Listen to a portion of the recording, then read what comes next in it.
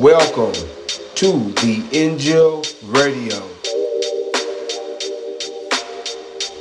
Welcome to the Injil Radio. Welcome to the Injil Radio.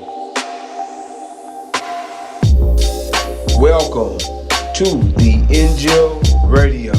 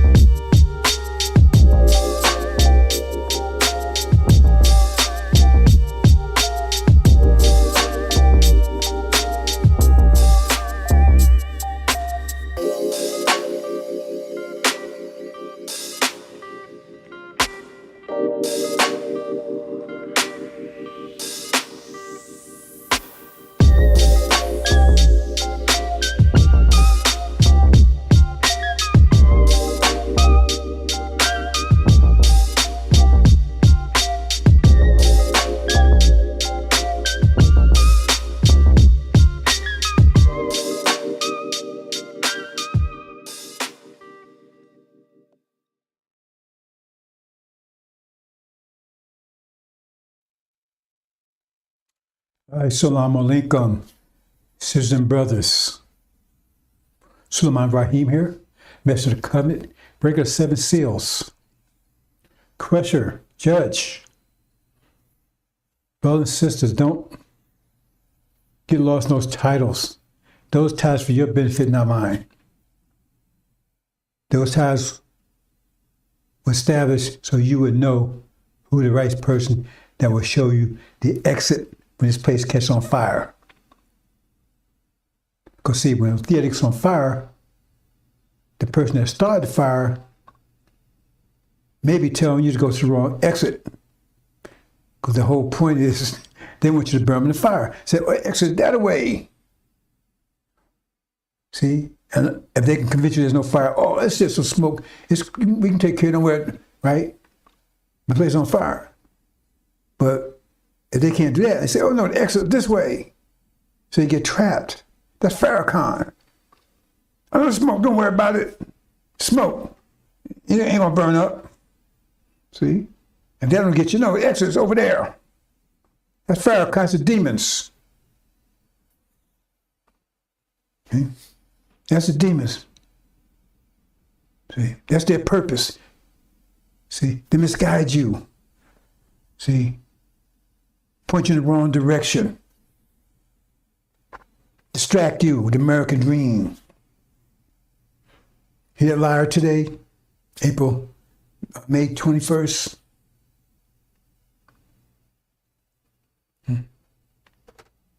He might have just played my broadcast.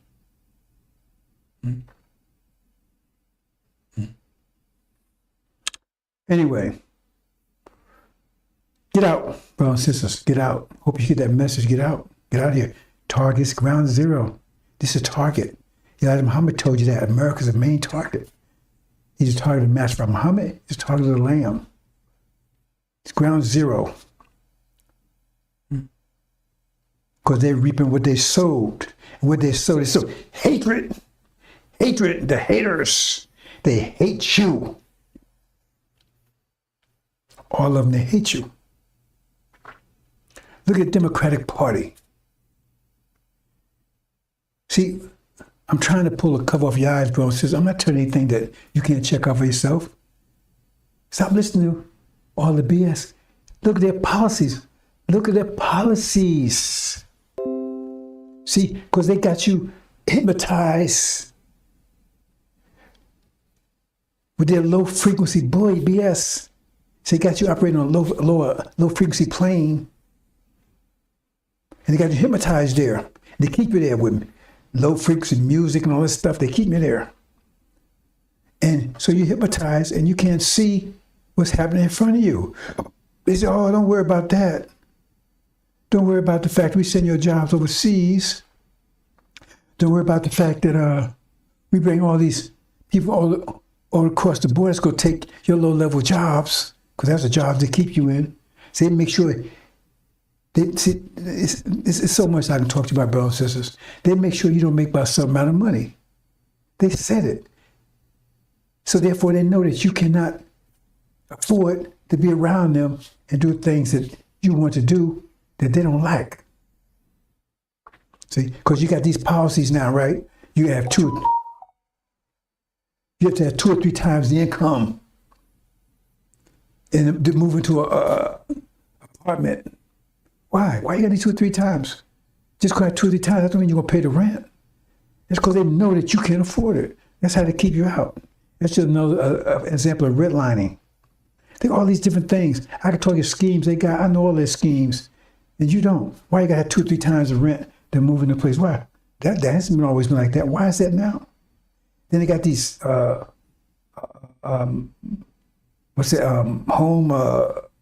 organizations. What do they call them? Right? Where you have to get approval to move. Why? You're supposed to be American citizen. You should be able to move where you want to move at. So you got to go to the home organization, what do they call those things, right? See? HOs, or whatever they call them. So after you, well, we had that experience, right? We was renting a house.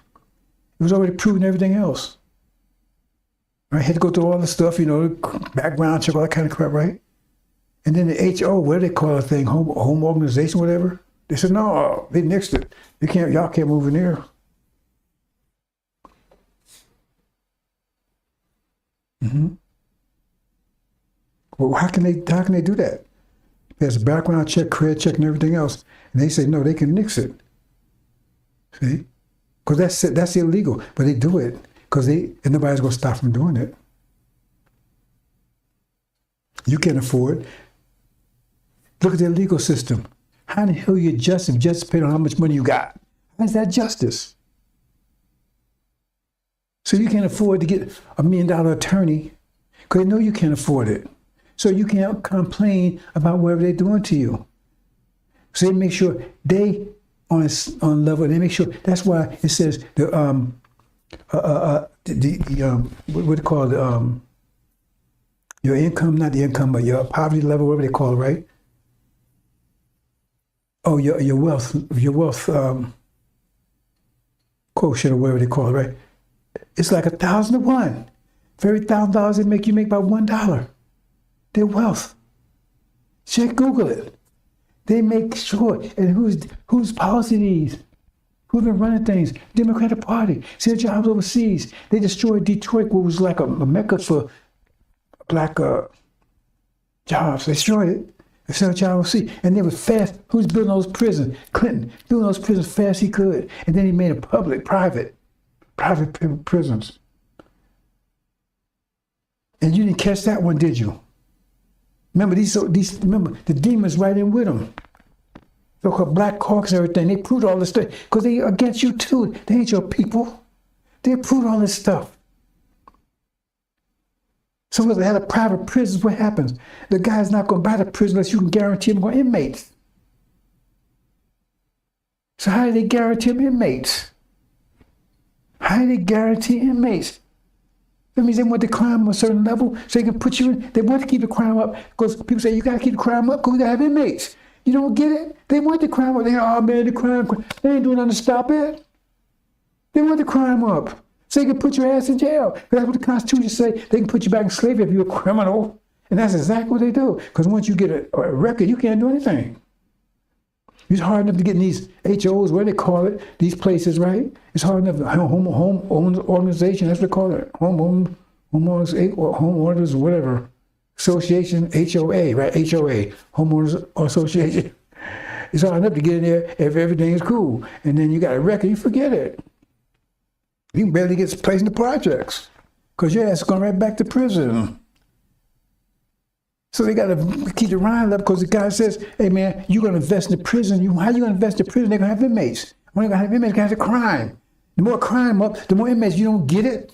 Whose policy is Democratic policy? Whose policy? Abortion, Democratic policy. I'm not saying the public's any better, but I'm just saying, pointing to you. They're the ones patting you on the head and patting you on the ass. And you say, oh, you're giggling. Even the males, man, they pat you on the ass. Hey, you giggling like a little girl. Because they done butt broke you. And you like it. When you hit or braided, pants hanging down. Why you got the pants down there? Just make it so easy they can get to you? Why your pants hanging down so easy to get to you? So, hey, you ain't got to waste your time, man. Just go ahead, man. I'm just been over. Now you walking around with slippers on.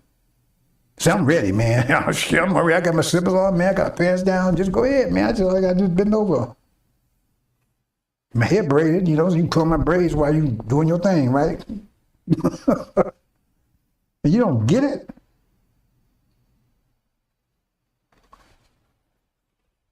They hate you.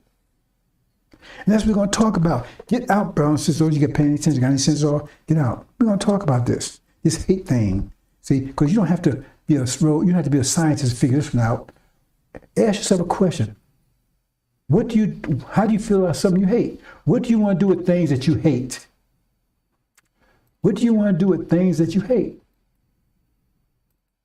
Answer that question. What do you do with things that you hate? You want to either get rid of or change it. You either get rid of it or change it, one of the two. You don't want to tolerate anything that you hate. You want to change it or get rid of it.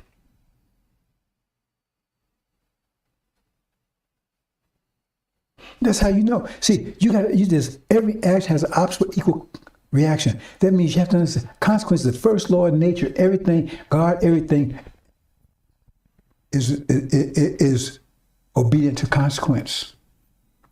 Nothing can escape consequence. The blood of Jesus, nothing else can escape. Nothing can escape consequence. Nothing. That's fundamental to the nature of the universe. See? So you start to look at things, the consequence of things, and then you read into it. See? So they try to tell how much they love us and everything else, right? Then why they change us?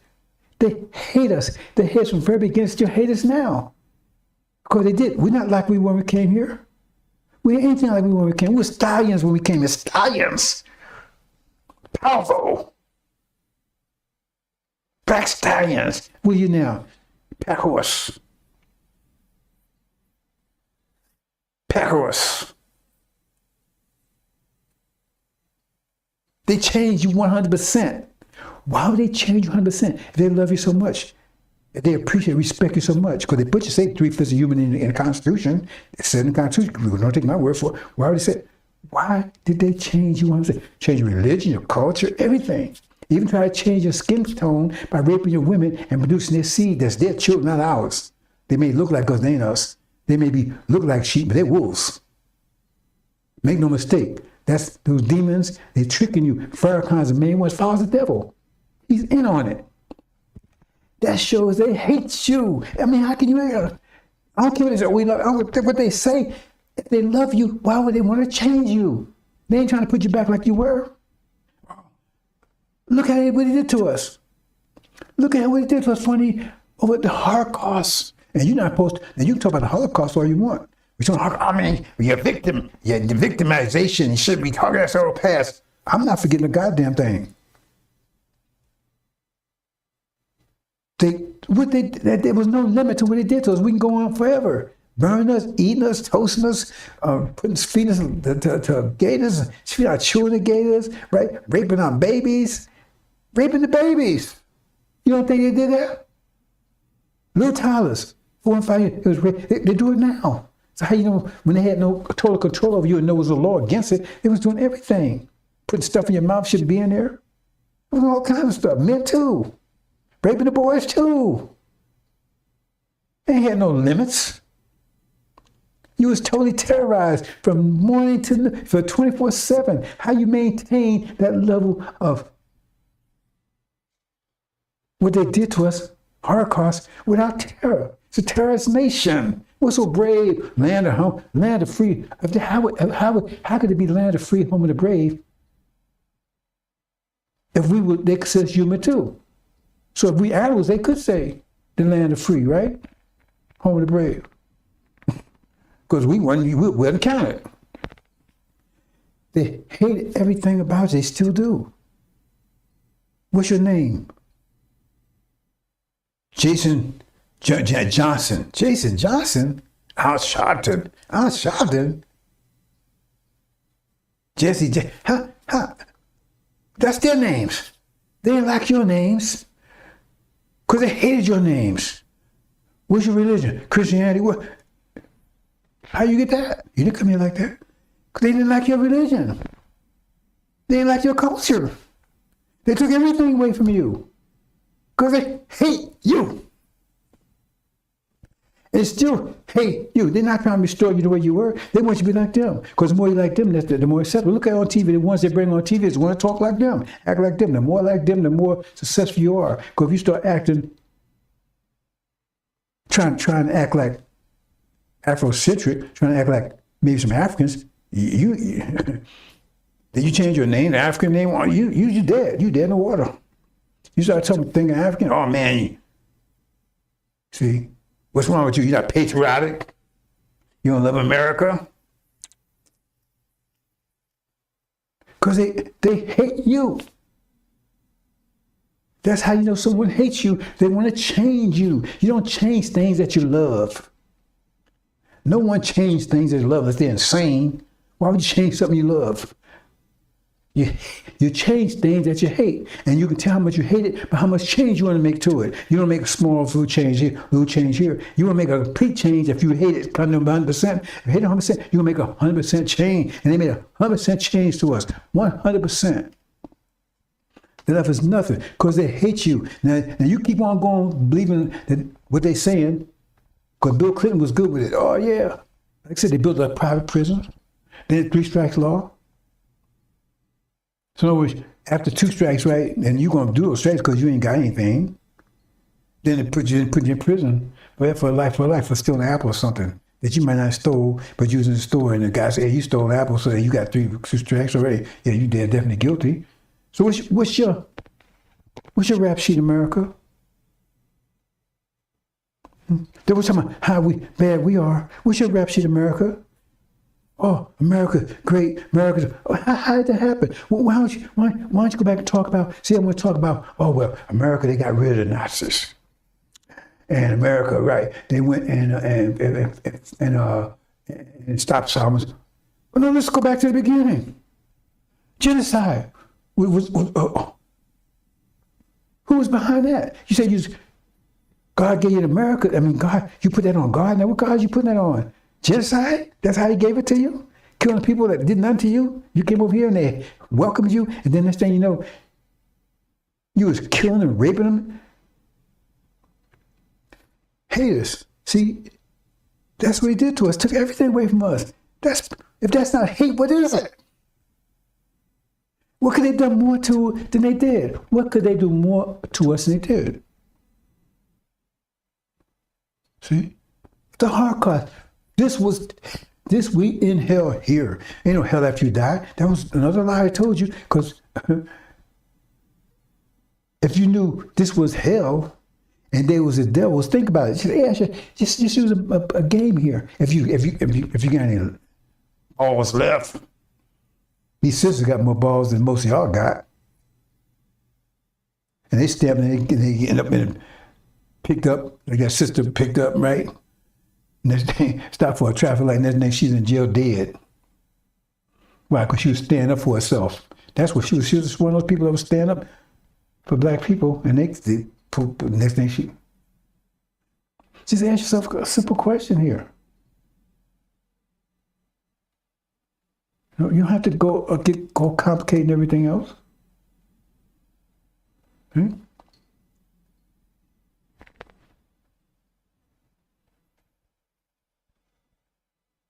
America, wait, let's put it this way.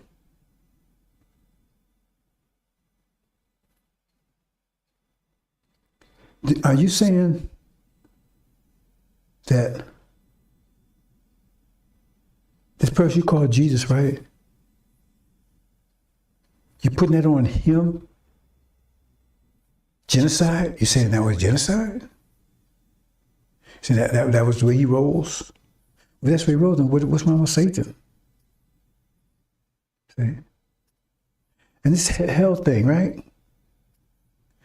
If you just think about it. If you came to a conclusion that this is really hell, we are here in America in the fields, terrorized 24/7, don't make no mistake. You didn't have no closet, you didn't have no fireplace, you didn't have no room, you had none of that. That's it, putting the movies to try to soften it up. You had none of that. None like that. You was locked in a room, a little shed, you and all the rest of the slaves. It might have been, some cases, many, you know, like Washington, Jefferson had 100 slaves. They lock up in one little place at night and make sure you couldn't get out. And no bathrooms, anything in there. And you did your business on top of each other. That's a fact. And then you had no plates and stuff, because that's not the way they fed you. Just like pigs. When they let you out there, right, on your way to the fields, they put troughs out there and fed, just like they said, pigs with chitlins. See, they're so slick, right? They think they're slick. They were selling these chitlins. That's chitlins. But now some of you eat chitlins, you think, oh man, I'm eating some chitlins.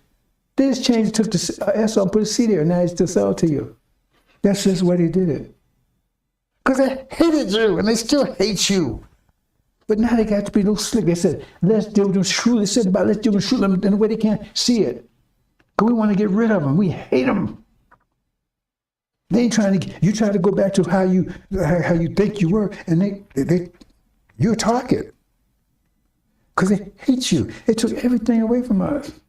So what would they do? If you knew this was a hell, if you knew this was hell and they was devils, would you have continued and stayed in that condition?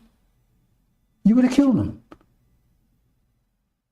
And you accept the fact to kill you, so you're not, because you wouldn't, what the scripture says, it says, only reason why you suffered that, it says in scripture, you suffered bondage all your life, affliction and bondage all your life, because of fear of death. It says right in the scripture, so you say you believe the scriptures, you're Christians with the cross. Who are they talking about? All your life. And how they do that? Because they told you that in death, that was the hell. So he's afraid to die. Because you didn't want to go to the real hell. That was probably worse than this. And he begged Master, please tell Jesus, the one with the pale skin and long eye hair and the blue eyes, which is totally against the scripture. You see in the script, totally against the figure against scripture. But when the scripture says he's got brown skin, short hair, right? And woolly hair. So who is that one they get a picture of? Because that's Satan. That's them. Satan masquerade as an Israelite said you that. That couldn't possibly be Jesus, the Jesus they're talking about, because the scripture gave a very precise description of him. So how you deceived on that point? And you got him up in the church. You got him sitting up in the church. You know, when my mother was Baptist, right? Young woman, she passed away when I was 9 years old, right? And she was definitely in the church, right? And I couldn't stand the church because they kept putting me out. Because even then I was asking questions, 7, 8 years old. Why everybody white? Why the lamb was like? Why the lambs are white? Why Jesus white? And all that kind of stuff. They complained. They kicked me out of Sunday school. Even then I had they asked questions. I'm looking, I say, well, hold on, this don't sound right. Something wrong here. Even at 7, and some of you 30, 40, 50 years old, you don't ask more questions. They got you paralyzed with fear. You're going to die and go to hell that don't exist. Because if you knew that this was really the hell, because you was in hell, you was suffering. I mean, what could you suffer? What could they have done to you what they was doing?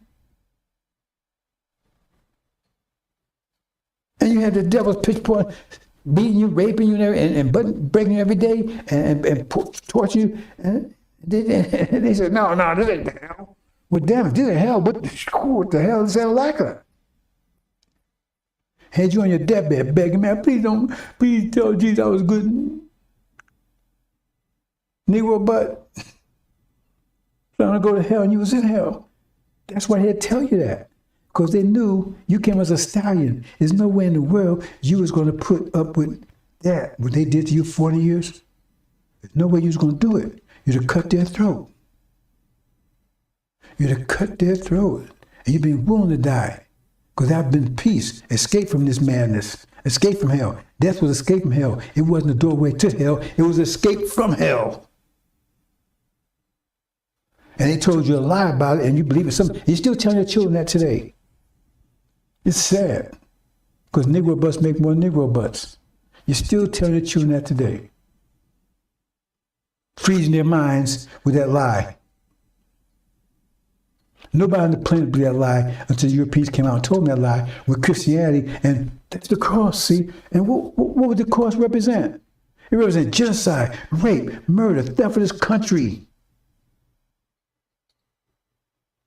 Enslavement, terrorism. That's what the cross brought with it. Tell me the difference. Tell me. Come on, speak to me. Tell me that's wrong. That's why I don't want their children to know about it. See? Let me speak on that for a minute, then I'm going to move on, because this is going to be, I'm going to keep this relatively short, brothers and sisters, because I wasn't going to do one today, but like I said,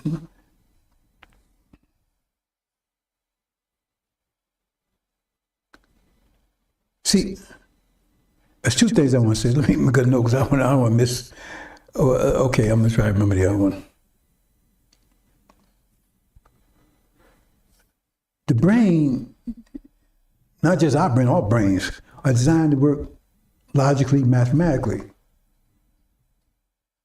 See, even animals, I mean, right? They have to think. I mean, you don't appreciate that instinct, but instinct is other. I mean, they go hunt. They know how to hunt. Sneak up on something. And the better they are, the better successful they are. So their brain's designed that way. Mm-hmm. So the thing is, what they had to do is get you to stop thinking, try to get you, I don't want to go into a lot of detail here, brothers, but get you thinking. It says like in Book of Mark, they had you thinking against yourself. Mm-hmm. And since you had low energy, your thinking process was diminished. So now you got more energy, right? And then your thinking process gets stronger, but they keep on keeping you distracted so you don't use your energy for thinking. And all you parents, I didn't know your children are not using their brains for thinking. Not at all. I know. They ain't. Grown children, thinking is something they rather not do. They rather NFL, NBA, video games, everything else. But thinking is something they don't want to do, and because the devils make it taught like that at schools and everything else. So therefore they keep them down, their minds down, so they can control them. Because they hate you. They took everything from you. They hate you. And that's a concept you should understand right away. They don't want you like you. They want you to be like, they try to transform you into them. And they still don't like you. How you recognize the demons? The demons, the same thing. They don't like you either. They don't like themselves. Them the ones that are self-haters. Now they walk around and you want to comb their hair. Because they don't like it. They wish they get rid of it. Someone just, you ever seen so many, you go into movies and TV, you ever seen so many black faces, black men with black skin, right? Black tone men.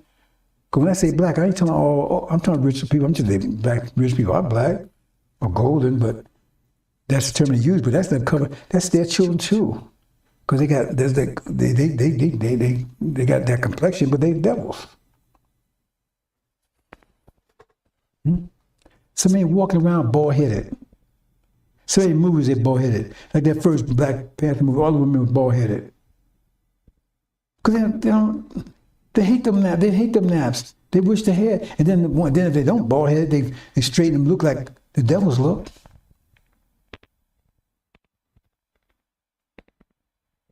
Actually, that brings me back in. So two things I was talking about, that brings me back into that. Because they hate it.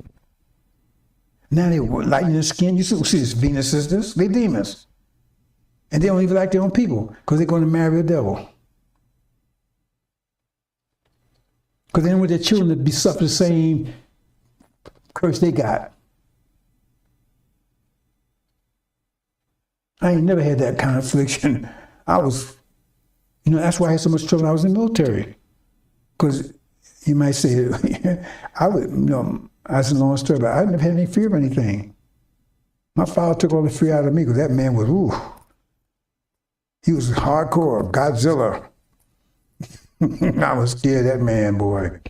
But after he passed, or after he left, or whatever the case may be, I wasn't feared of anything. And that's what I probably had when I was in the military.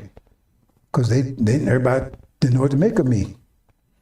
I was happy to be. I remember when I had been stationed in Heidelberg before they sent me to Vietnam. That's a long story. And that's when James Brown came out with, "Say It Loud, I'm Black and Proud." Right? When he got me a little record player. Right? And we were still in this Billings, right? All everybody in Billings. And I don't think there was any blacks in there but me. I think I was the only one in there. I don't know if I can remember seeing any other. And I played as loud as I could all day long when I came up from work. That thing I know, man, they gave me was to go to Vietnam. They got me the hell out of there. Black, I was proud of being black. Ain't nobody tell me to be proud of black. I always was. That's the only way I wanted to be. I know my father was like that too, but he wasn't that generation of Malcolm, but he's by nature, because he never showed me he was, and like he had no education or anything. But I was ashamed to be who I was. I like my complexion. I still do. I can't imagine being anything else. I don't want to be any darker and I don't want to be any lighter. I want to be me. And I'm going to be me.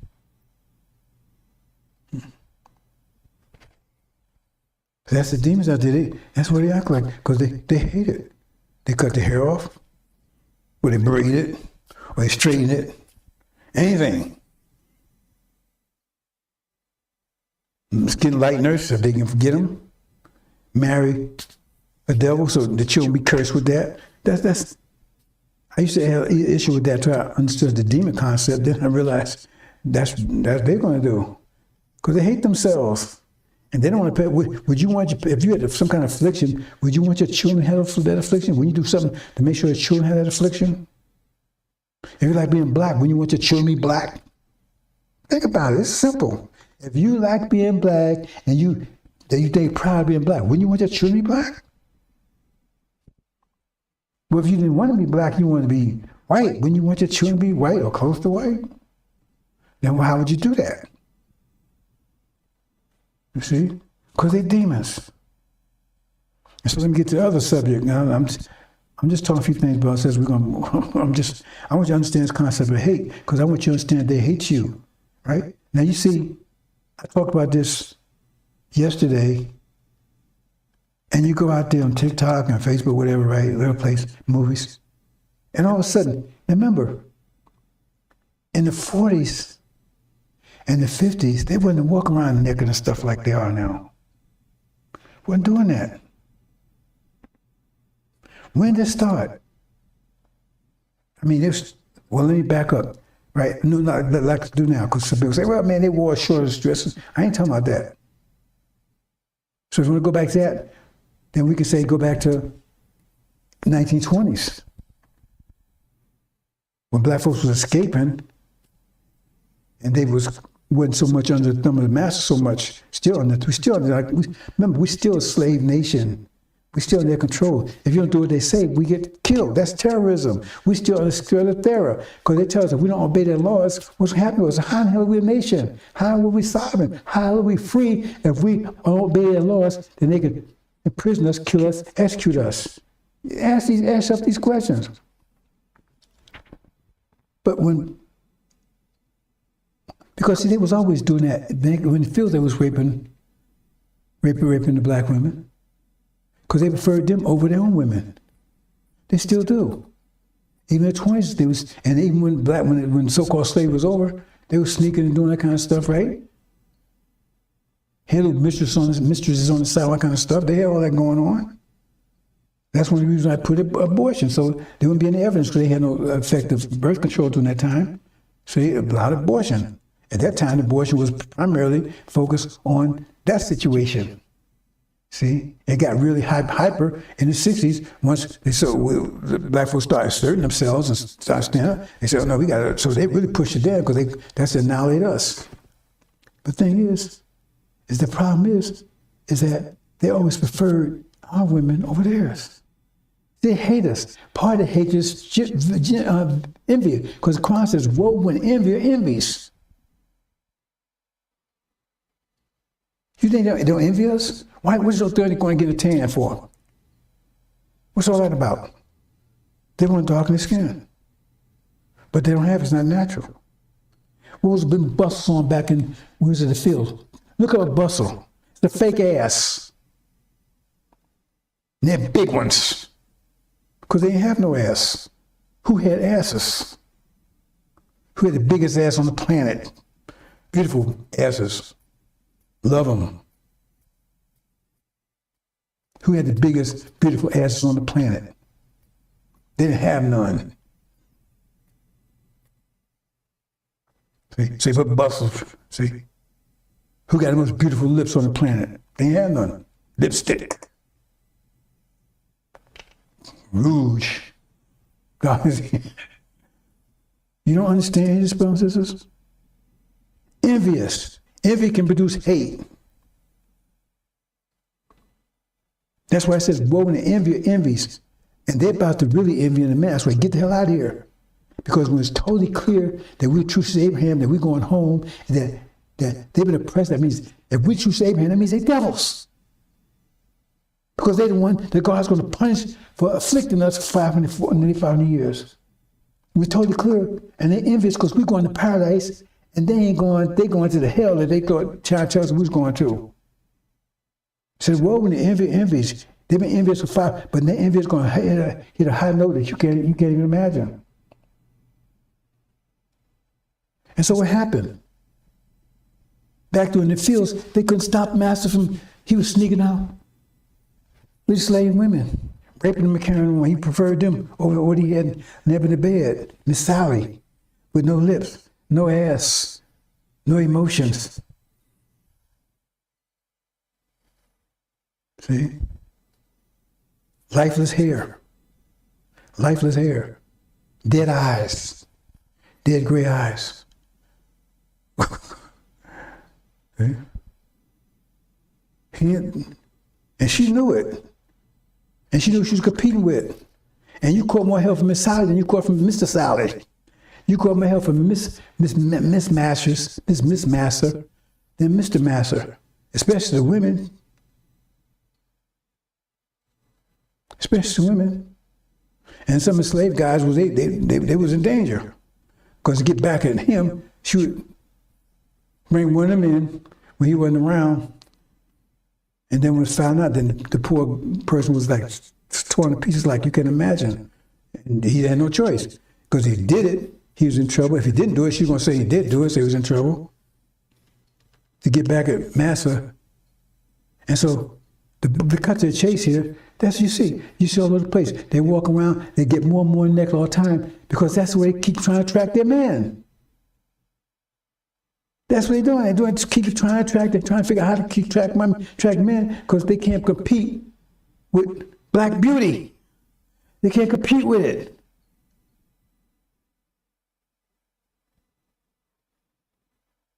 So they got to go naked. And then some of you fools enough to be naked like them.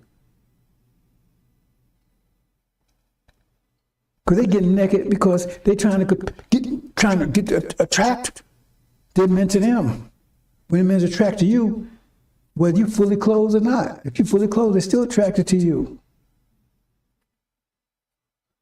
Was that song? No love like my baby's love, no love like an original woman's love. See, they mess with our women. They never say anything like that. Remember the whole story about Cleopatra? They now tell you Cleopatra's really original. But she brought down Rome. Because they didn't know what to do with her. Said, man, wow, Caesar got a taste of that, and he got addicted. They get addicted to our women. See, but they can't let it be known, so they have abort and everything else when you know, to keep it on the low, so they get rid of the evidence. They're addicted to you, sisters. And so now they produce their hybrid, see, which is female demons. Wolves in sheep clothing. They still don't get the action they get from the original. Because she's still a devil, she got a little soul in her, a little bit, but it ain't where it counts. See, it got to be inside, not on your ass. See? So she look like real on the outside, right? But she's fake on the inside. So when you get up and close and personal, you realize you ain't got the real deal. You look like it. You look like the real deal, right? But when you got close and personal, hey man, this ain't the real deal. It look like it though. And you want the real deal. And our women are subject to that. And any people that don't protect their women don't deserve to have them. And that's what we should be doing right now. Talking about NFL and all that kind of stuff. We should be out here protecting our women from them and getting the hell out of here and take our women home. See, a lot of you are just weak. Why just weak? Low frequency. You're proud. You live one. You don't want to do anything. See, that's why. So right now, you're locked into the devils. See, because they provide electricity, the gas, the water, the food, and everything else. And so you're too lazy to do it for yourself. So you want. That's why Farrakhan got them people, because he ain't never produced a damn thing in his life, because he's a parasite. Parasites don't do anything. They produce an itch. That's all you give Farrakhan is a damn itch. That's all mosquitoes can do. So you don't want to step up and learn how to operate you have the energy to do it now. You got the energy to do it now. But you ain't, but that means you got to go have your own country, right? That means we got to operate it. We got to control, we have to have military, we have to have fuel, right? Electric power, right? You got to take care of it.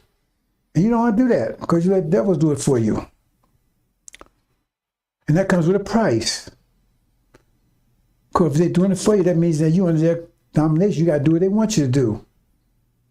And they want you to die. They hate you. And they use you as much as they can. And now they found a way to just finally get rid of you. AI, you heard of AI?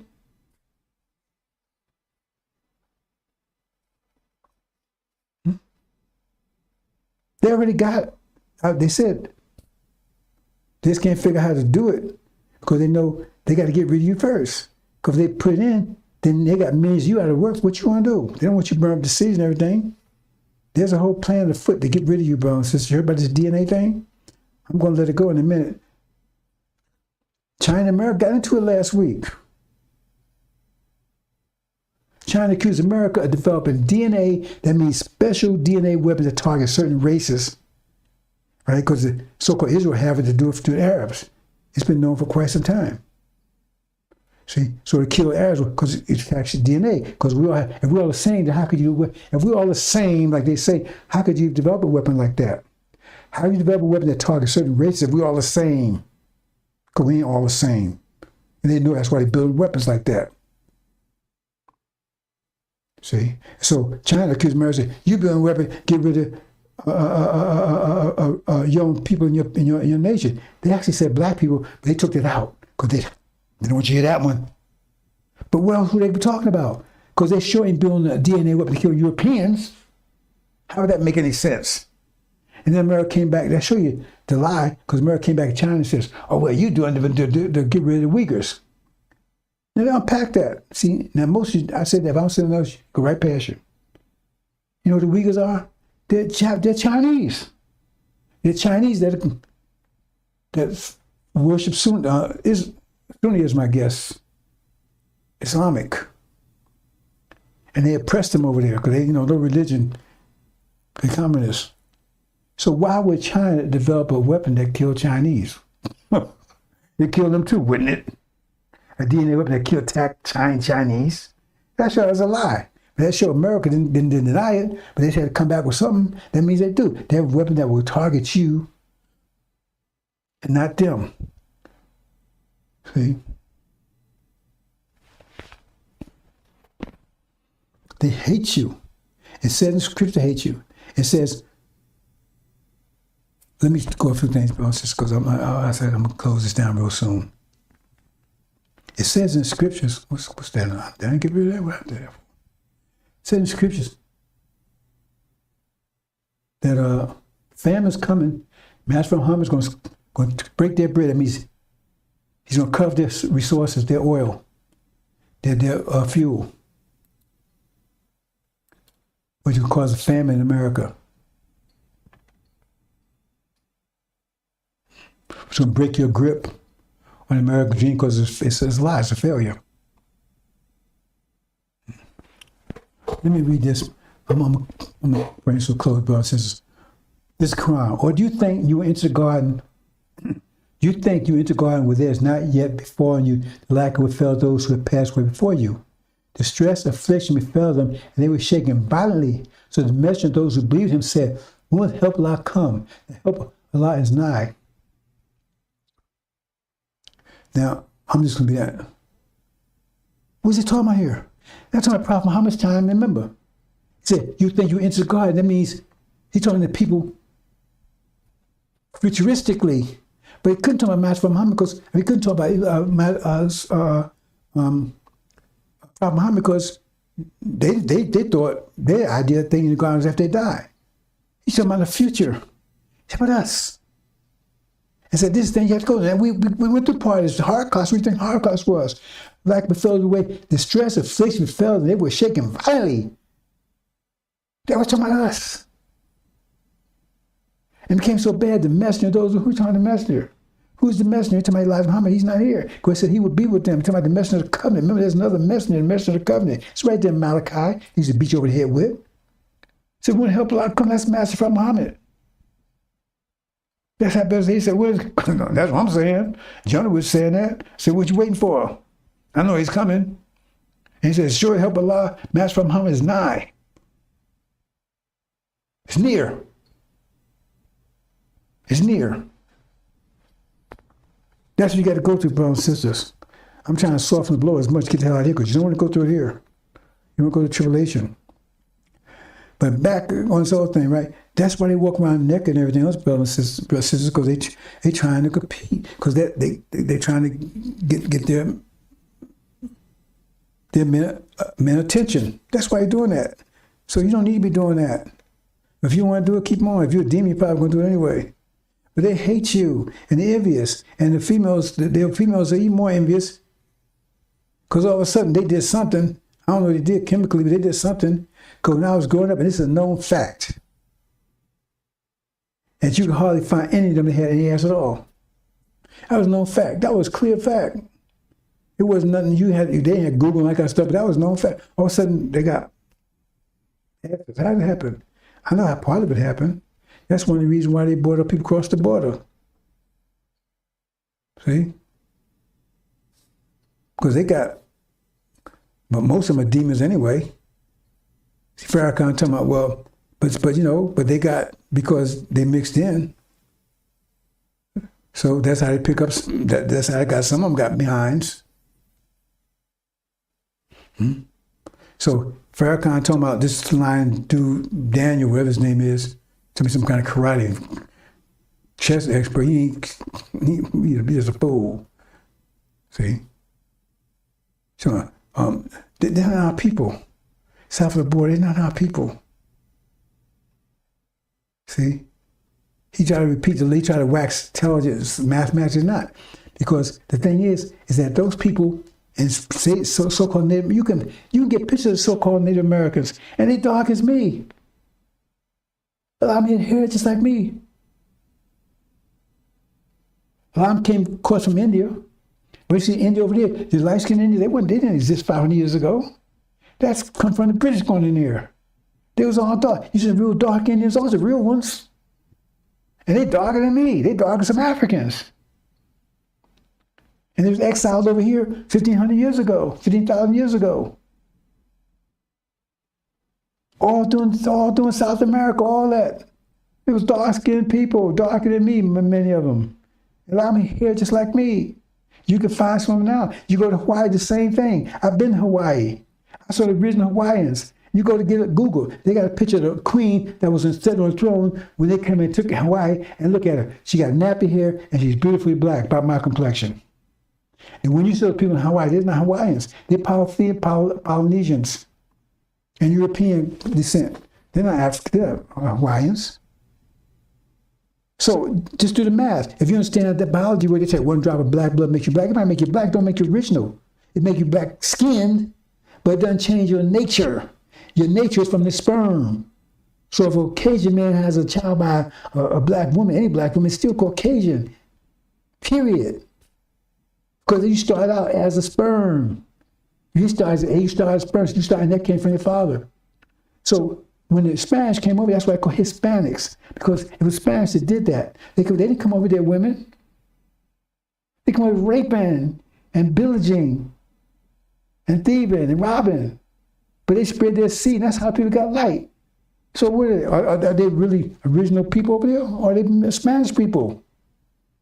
The Spanish people with dark skin. If they got dark, most of them don't even have dark skin anymore. So they're not our people. Farrakhan. They're your people, because your father's the devil. You said, just Google. And Farrakhan says his father may be a Jew. He know he said his father's the devil. He said his father's Jewish too.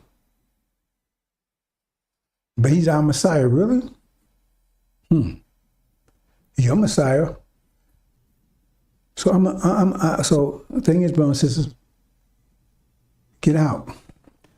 Then he goes to stuff, but again, that's why they out there naked, because they can't track their men to bed. So now I was out about a week ago, and I was driving. I went to see someone, and this woman came out there. I'm serious. I'm not exaggerating at all. All she had was a string over behind, and a little patch over her, and a small little bra, and that's all she had, nothing else. Get into the car. And they said, we savages? Who's wearing no clothes on? They doing that because that's why divorce rate is so high, because that's how they hang on. Get them. You get them like that, right? Go between your legs, and that's what you got to do to keep them. And that don't last very long. All of a sudden, you all divorce and everything else. Because they're not marrying them because of their beauty, because they don't have any. They ain't marrying them because their intellect don't have it either. Our sisters are wise. A lot of them just play stupid. I get it. Better read that song, Thin Line Between Love and Hate. Women are the most beautiful, they are the most beautiful women on the planet. Period, bar none. The scriptures don't even call them black. They call them golden. They call our people golden, they don't call us black. That's the term they came with. So Elijah Muhammad went with it. That's not the term that is in scripture. We call golden.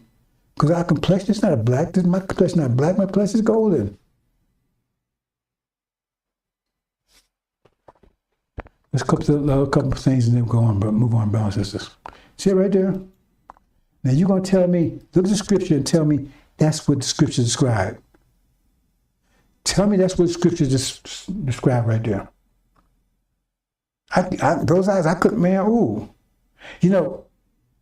When they first came to Africa, the Africans ran away. They thought they was devils. They were scared of them. They saw those eyes, ooh. Elijah Muhammad said those eyes was terrible. Because, blue eyes means lifeless. See, let me explain something and I'm going to move on. Because they're going to deplatform and everything else. Your blood determines your eyes, eye color. When your kidneys get bad, how your eyes get all red? Right? So, the richer your blood is, the darker your eyes are going to be. Because you got people that got eyes that not just blue, but they almost not even white. Like albinos, skin almost white, and hair's almost all white, because they're all bleached out. All the color and everything is gone from them. All the nature's pretty much gone. But we have all of it.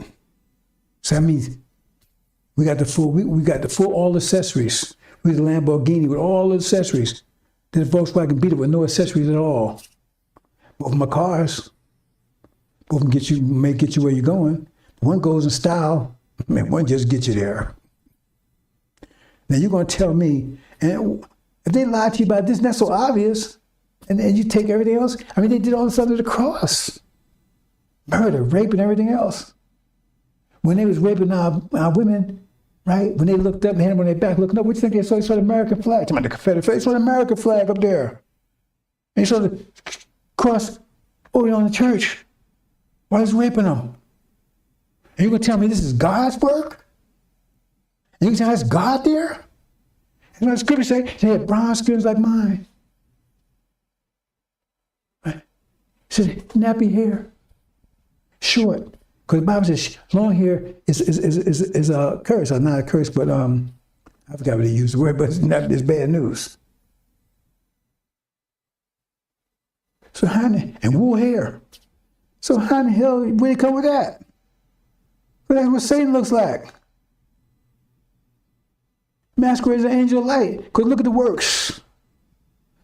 That's why I was getting back in vision. I'm going to close out, brother. Consequence. Look at the consequence. Don't go for the words. If they love you, they wouldn't be trying to change you. But what people on the planet, they're trying to change 100% us. That means they hate us 100%. What people on the planet, they're trying to change 100%. They're over in Africa trying to change Africa right now. What's wrong with that? Why leave Africa alone? No, you got to accept all this transgender stuff. You got to accept this, you got to accept that.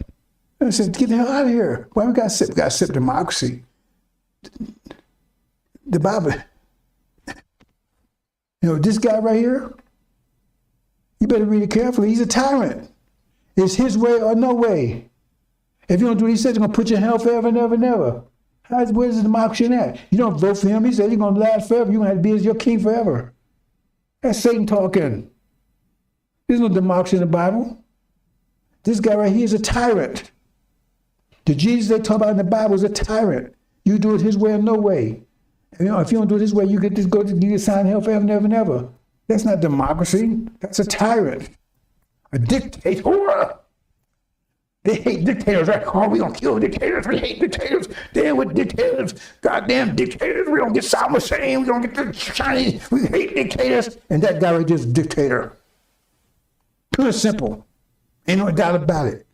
He tell you you're going to do it this way, or it ain't going to be any other way. Or you're going to hell forever and ever. Eternally. And if that's not a dictator, what is it? You have no choice. You don't no vote.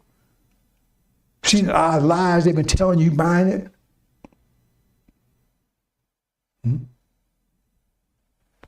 We go home, we're not going home to a dictatorship. We have a king, we have a God. See?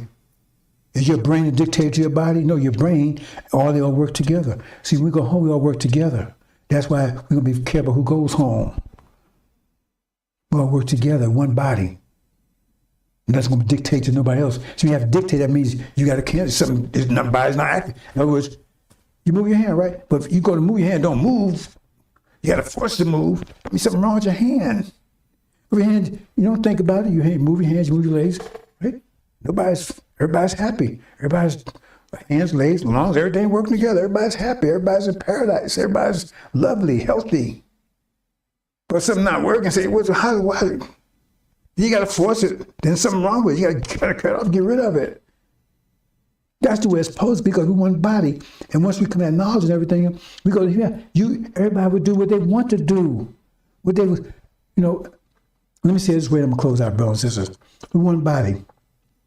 You got brain cells, you got heart cells, you got lung cells, you got foot cells, you got butt cells, all of them. And you love every one of them. You don't say, man, I don't wash my butt no more, man. I don't. No, because you know how it would happen. You're going to not take care of your feet because you know your feet hurt, you know what's going to happen. You love it all and you take care of it all. And you don't despise any part of it. And every part of it does what it's supposed to do and is happy doing it. That's the way our system works. So there'd be no force, no oppression, no terrorism, no dictatorship. That's the way a normal body works. But when here, we're trying to force something to do it not supposed to, like they force us to be other than ourselves. That's where the dictatorship comes in. You got to force it. In democracy, the Democratic Party. See, you don't understand anything about it. Says, no, you're going home, you're going to paradise. And you're going to do whatever you created, whatever your natures do, that's what you want to do. You'll be happy doing it. If you want to be a garbage man, some people want to be a garbage man, well, then you're going to be a garbage man. Nobody's looked down on you for it. And let me say this one thing. I know you don't understand this is too complicated for you. But everybody gets the same amount of energy. That's what pressure field works, simple. So if you look at it that way, right, if their payday come, everybody gets the same amount of pay. Whether you're a god or you a pauper or you're trash picker or whatever, everybody gets the same amount of pay, exact same amount of pay. So, well, how does that work? The difference is what you do with your money. That's the difference. If you're wise, you do better with it. If you're not, right? But everybody gets the same amount of pay. That's where pressure works. Everybody gets the same amount of energy. That's just the way it is. That's simple mathematical fact. So nobody gets more than anybody, and nobody can point the finger at anybody because you say, hey man, I don't like your foot. The foot start acting up, then you're crippled. Everybody gets respect for what it is they do. That's the way our system works. But they got you working against themselves and make you do things other than what you're supposed to do. And so now they got to force you, beat you, and everything else to force you to do what they want you to do, which is against our nature. That means they hate you. Get out your mind. They don't love you. They hate you. Stop going by what they're saying. Watch their deeds.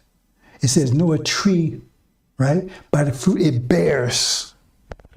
Not by how it looks. By the fruit it bears. And why is America bearing all this bad fruit now? Because the tree that was planted here was an evil, wicked tree. And I thought, what happened to America? No, now you're getting the fruits of what you planted 500 years ago. That's what you're getting. Okay, brothers and sisters, I think that's pretty much, I'm not going to go to the rest of this. Right? Satan. Stop the bullshit. Satan. Masquerades an angel of light.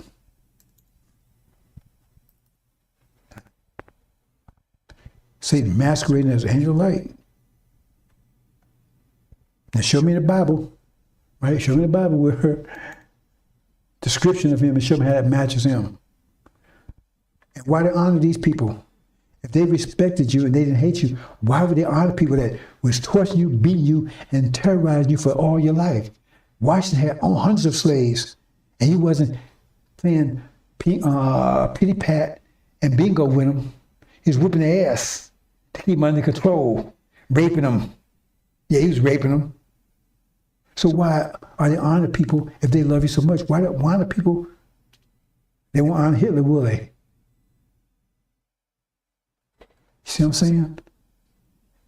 Everything you squeeze it, everything come out hate. They hate you. Could honor people that hated you, that tortured you, that beat you. Why would they honor them? And they want you to do it. And they want the children to do it. Why would they honor them? If they love you so much, they would despise these people. You despise people. Wouldn't you despise somebody to hate your mother? When you despise somebody to beat your mother? Rape your mother when you despise her? If you loved them, your mother said, wait a minute, hold on, you must hate me if you love this person that did all this stuff to me. You must hate me. Why would you love somebody that beat me and rape me and threw me in jail? Why would you? Yeah, mom, no, your mom, nothing. Why would you? That shows you how much they hate you. Because they respect these people, love these people who raped you, murdered you, tortured you all your lives. All your lives.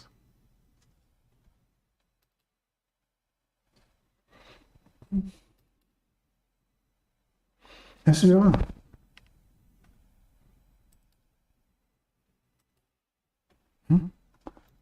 Let's close out, Bill. This is who he is.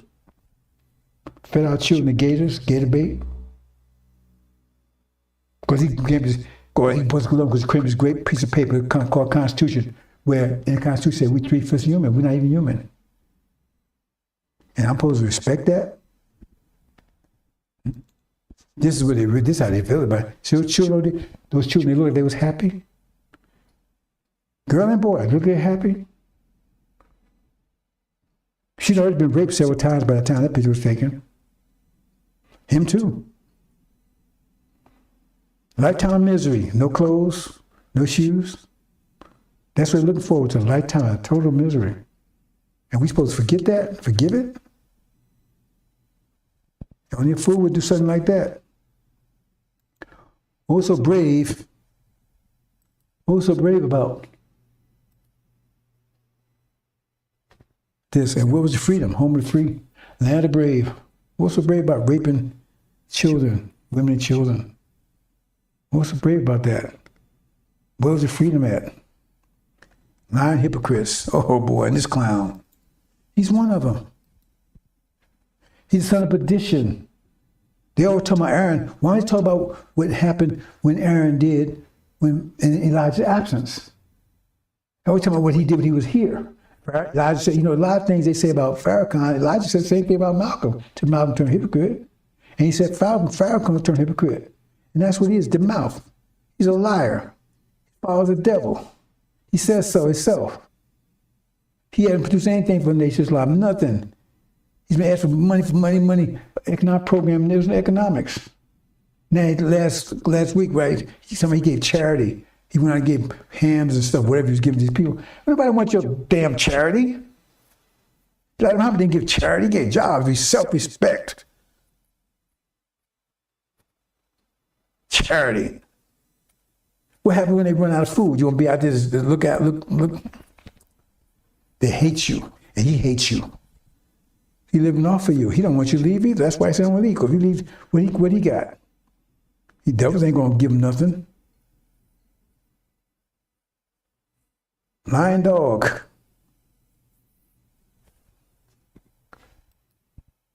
Yeah, there he is. Tell me he's a God, young God. Yeah. Yep. I'm gonna close out. Brown says this. That's his future. More days. That lion dog, Levite, Ishmael. His fate is fixed. Say, my God, fix your fate. No, he don't.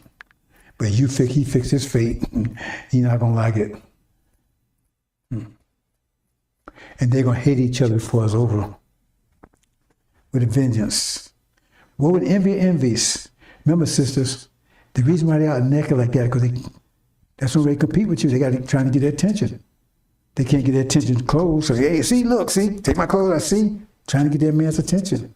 Don't be foolish like them. They're doing it to get their man. That's why they do it. They wasn't doing it before. They wasn't doing it in Europe. It started here, because we're here. And then the fashion took off over there too. Here. And the reason they was taking their clothes off, because that's when they get their man's attention. For a second. See? They got him into the door, but once he got in the door, there wasn't nothing in the door. Now you put a sign out, hey man, let's go to that store. And you go in the store's empty. Right? So you go to another store. So now you got fornication and adultery on a massive level. Because they track you, but again, there's nothing in there. Then it goes to the other store over there where the sister is, man, that store's full of goodies. It's packed with goodies. Hope you understand. Brothers, look out for these sisters. That's your heaven. And right now, these devils piss on your heaven. What's wrong with you? You don't even need the angel and all this kind of stuff. Your manhood should tell you something. Your manhood should tell you something. This is basic manhood, because you got the strength. You've been beating over that strength for 72 trillion years, 66 trillion years. So now you got that strength and use it for protection. Get her out of this mess here and stop. Get these devils off her back. Your man should just tell you that much. You shouldn't need me to tell you that. They're your heaven, and you got your devils pissing and crapping on your heaven and putting things in mouths they shouldn't be doing. And you sitting around here watching and letting it happen? Your manhood right there should tell you something wrong with that, right? You shouldn't need Elijah to tell you that one. Get out, brothers and sisters. Get out and let us take our women with us. We didn't take our women with us. I'm taking mine. And I'm taking all these sisters that want to go. I don't give a damn anybody care say anybody. Any sisters want to go out of here? I don't give a damn what you say. I don't care. There was a problem. I don't care. I don't give a damn. And any of your sisters want to go home, they're going home. If they're real original, they're going home. I'm taking everyone that wants to go with them. I don't care. Otherwise, then I ain't going. If I have to stay here and go tribulation with them, I will. That's the only reason I go. I have to do that to protect my will. They got my protection. They got my life. I'm going to give my life for these sisters. If I have to, I will. There's no question about it when you think about it. They gave their lives for us. If we can't think like that for these sisters, we don't deserve them. We don't deserve them. All this crap these sisters went through, and we sit around and watch, let these devils just trample over, piss and crap on them, and say nothing. They run over to one of those devils. The demons, we know what they do. They do it. I mean, they're supposed to do it. But you? I'm down. I ain't down. I'm not trying to get down on my people. But on that one, bro, it's hard to say. It's hard to back up on that one. I mean, your manhood right there should tell you just instinct, man. That's my mama. That's my sister. And that stringy head devil.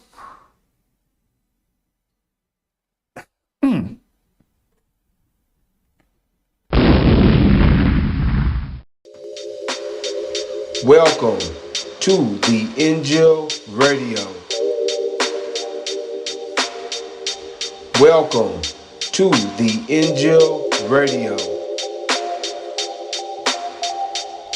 Welcome to the Injil Radio. Welcome to the Injil Radio.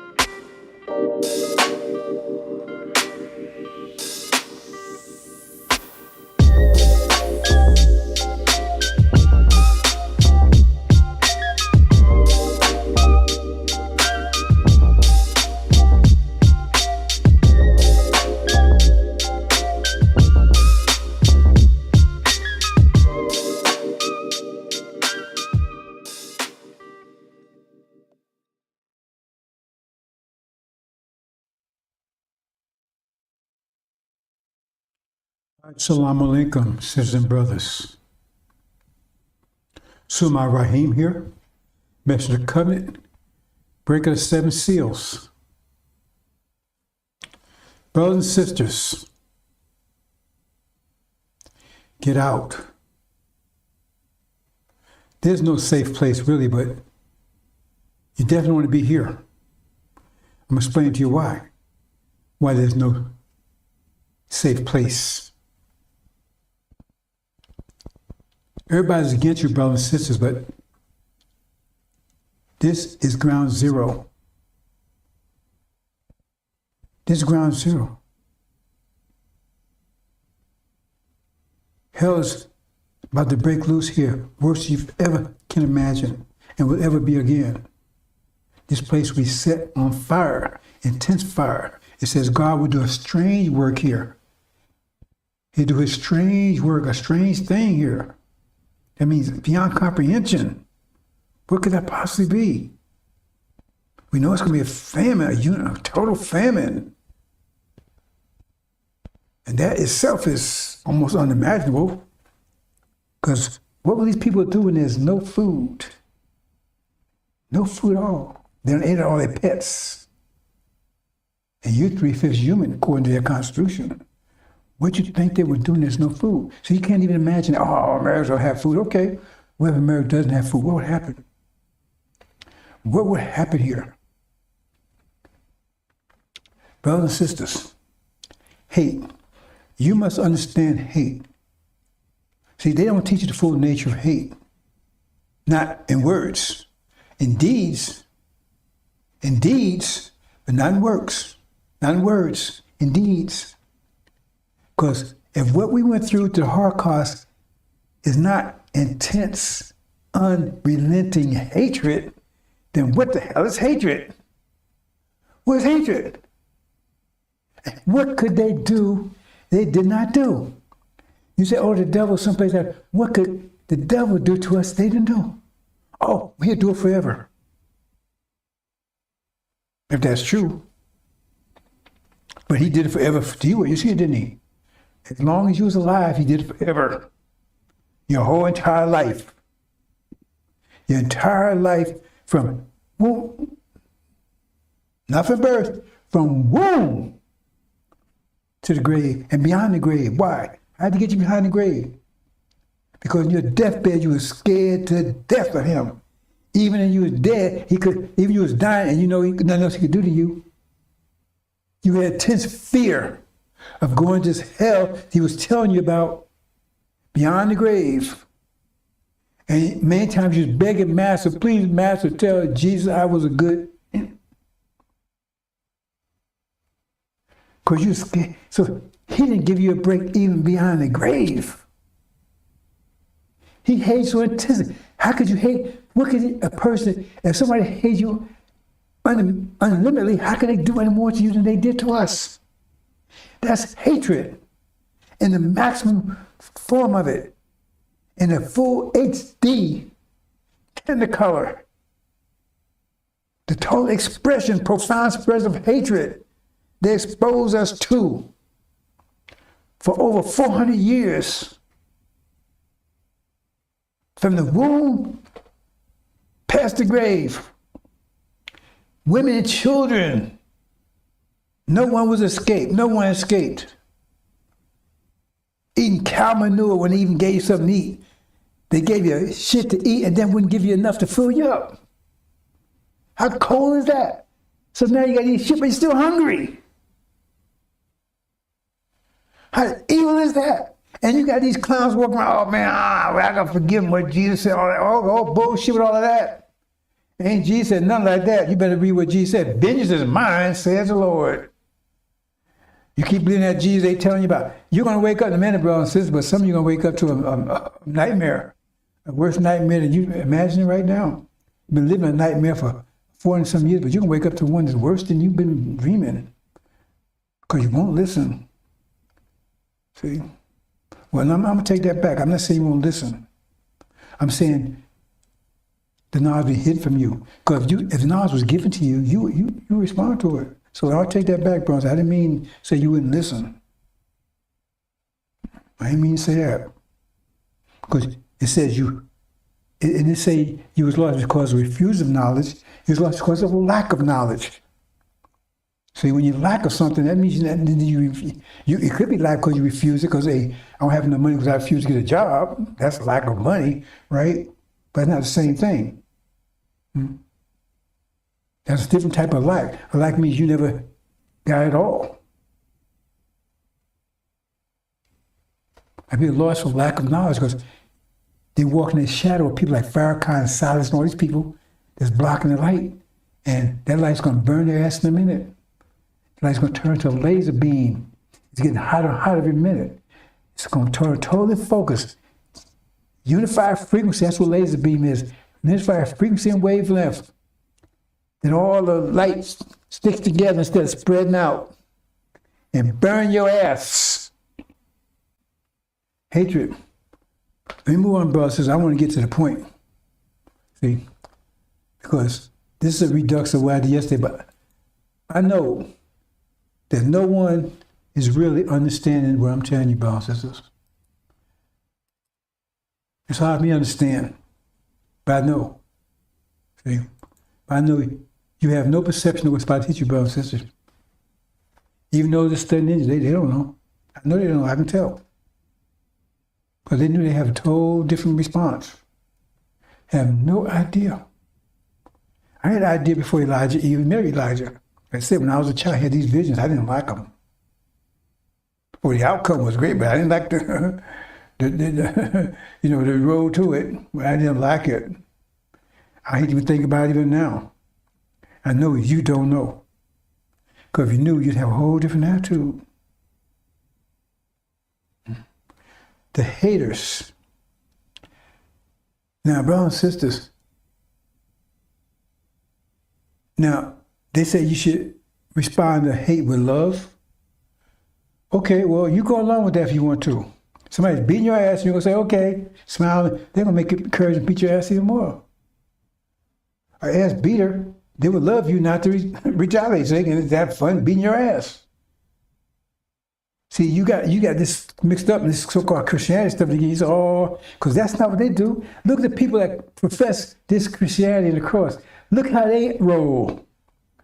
They don't forgive anybody a damn thing. They kick everybody's ass they can. They're big bullies. They stole this country. They killed and wiped off the people. Genocide. And look what they did to you. And this was people had done nothing to them. Which they do, people have done something to them. Look how they did Japan, World War II. They started that conflict. That's the truth of it. They started that conflict. America started that conflict. They knew what was happening. They was trying to get into World War II. They provoked the Japanese. And they knew exactly what their response was going to be. And then how did they retaliate? How did they retaliate? Dropped 2 atomic bombs on them. 2, not 1, 2. They had more, they would drop more. And they didn't have to drop those at all. They didn't have to drop them at all. But they did.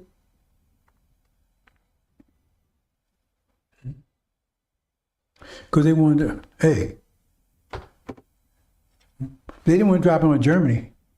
That's another story together, brothers and sisters. The truth of the matter is they had the bomb when they were still fighting with Germany. That's why they had to get that war, V-Day and all that stuff to get over real fast. Because they didn't want to say, people say, why didn't you drop it on Germany? Germany's the one that was the biggest adversary. They didn't want to drop it on them. And the thing is, if you do statistics, demographics, you think most people, Caucasian Americans from Europe, from Britain. No, they're from Germany. I was surprised on that one myself. See, they didn't want to go against Germany. They tried to start the war, but they had a conflict. See? Because America, Magog is America's mother, but Germany is their brother. So when the brother started attacking the mother, they said, well, I gotta protect the mother. That's what that was all about. They went against the brother because the brother attacked the mother. What's going on here, brother? Let me check, find what's happening here. Excuse me, brothers. I have to take these because things are happening.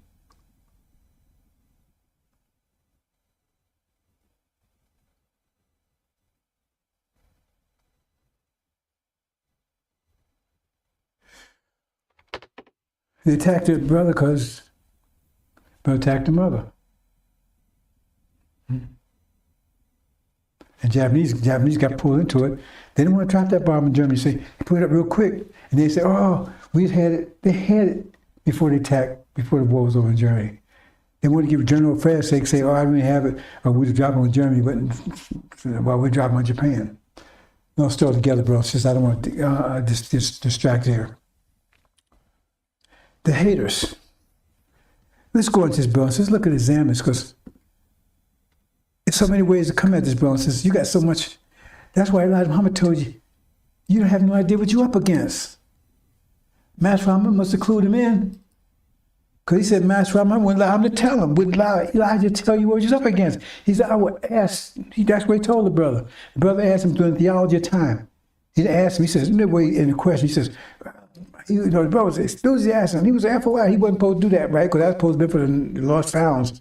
Like Muhammad doing the Q&A. But this brother was like, young brother, I was young too. I was in my 20s. He was 20s. He's fired up. Hey, did all the apostle. I'd be so happy when the end, come to war, everything. And he said, no, brother. He said, stop. He said, you don't have no idea what you're up against. He said, he would ask Master Muhammad, right? Can he tell us? And he said, came back. The next week, he said, no, he can't tell us. Because you couldn't hear it then. He shouldn't be tell you about Farrakhan, because that had to play out too. See, Farrakhan, Farrakhan is no good, but he serves a purpose. He serves a purpose. Because he screened out the true believers from the weak ones. Because nothing's going back into hereafter but pure gold and pure silver, period. Nothing going but pure gold, pure silver, and pure iron. Iron's going too, pure iron. There's a Shia. Nothing going but pure. Well, their kingdom lasts forever. The kingdom eventually be all gold. But nothing going back. Pure gold, pure iron, pure silver. Master Muhammad is going to have pure gold, pure silver rather. See? Pure iron. Master Muhammad is going to get the pure iron. Right? Elijah will get the pure silver, right? But it has to be purified. He has to get help with that one. So Suleiman, who's going to present the pure gold. That's the angel key, and all the information is there, brothers and sisters. There's some books, all kind of information in it, and I'm in those books now. So I'll be saying some things I haven't been saying before. But the haters. Now look what they did to us. How could you do more to a people than they did to us? When you hate something, what you do with it? You don't, when you hate something, you either want to destroy it, right? Or change it. You want to destroy, get rid of it, or change it. Nobody wants something around that they hate, unless they are, what they call it, a masochist. I don't think he's mad. The same thing. Because masochists, the things that you might hate, they might love, but the thing is, things they hate, they don't want around either. That's the whole thing. Things that you hate, you don't want around you by definition. You hate it. It makes you uncomfortable. It makes you not want to be, you want to get rid of it. So you change or get rid of it. And they've tried both of us, abortion to get rid of us or just change. They did. So you could tell how much you hate something, how much you want to change it. You got a car you hate, right? You might hate the color. You get a new color. Like the car, you want to change the color. Right? Or you like tires, so change the color in the tires. See? See what I'm saying? Or you put a new sound system in it. You don't like sound. So that means you hate it. You don't hate it 100%. But if you go and change the car totally, you need to just get rid of the car and get something totally different, or you can change it totally. Then you say, well, he definitely liked that car. He changed everything on it. It wasn't here, nothing. He changed everything. He hated it. Because they're going to say he likes that car. He say he hates that car. You would say it too. He hated that car. He changed it totally. Somebody gave him that car. He changed it totally. It's nothing like it was before. Nothing. Isn't that what he did to us? We're nothing like we were before. Nothing. We don't have we speak their language. They changed our language. They changed the way we talk, our accent, the way we look, the way we act, our names, our culture, our religion. They changed it all because of 100% hatred. Now, if they stop, okay, you hate this car, so you change it, right? You change it. Then later on, you gotta change it. Oh man, well, you know, I wasn't that bad, right? I changed it. Well, I don't hate it no more, man. I don't hate it no more. So you restore it back to where it was, wouldn't you? Because you like it. If you like it, love it now.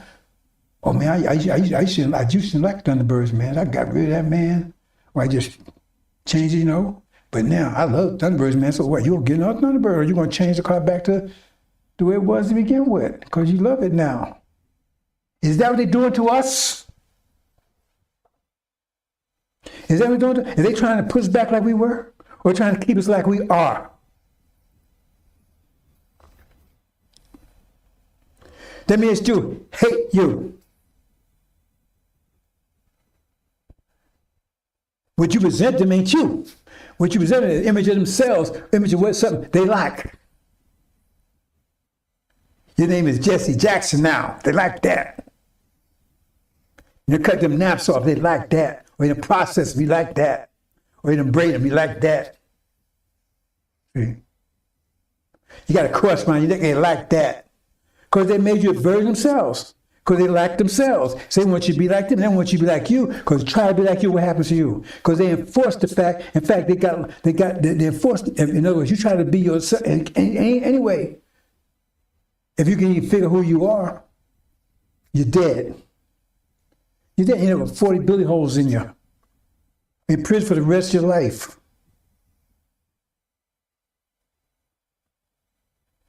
Okay? Talked about, oh, you're a terrorist, you're not patriotic, you're going to be condemned and everything else. So they don't love you.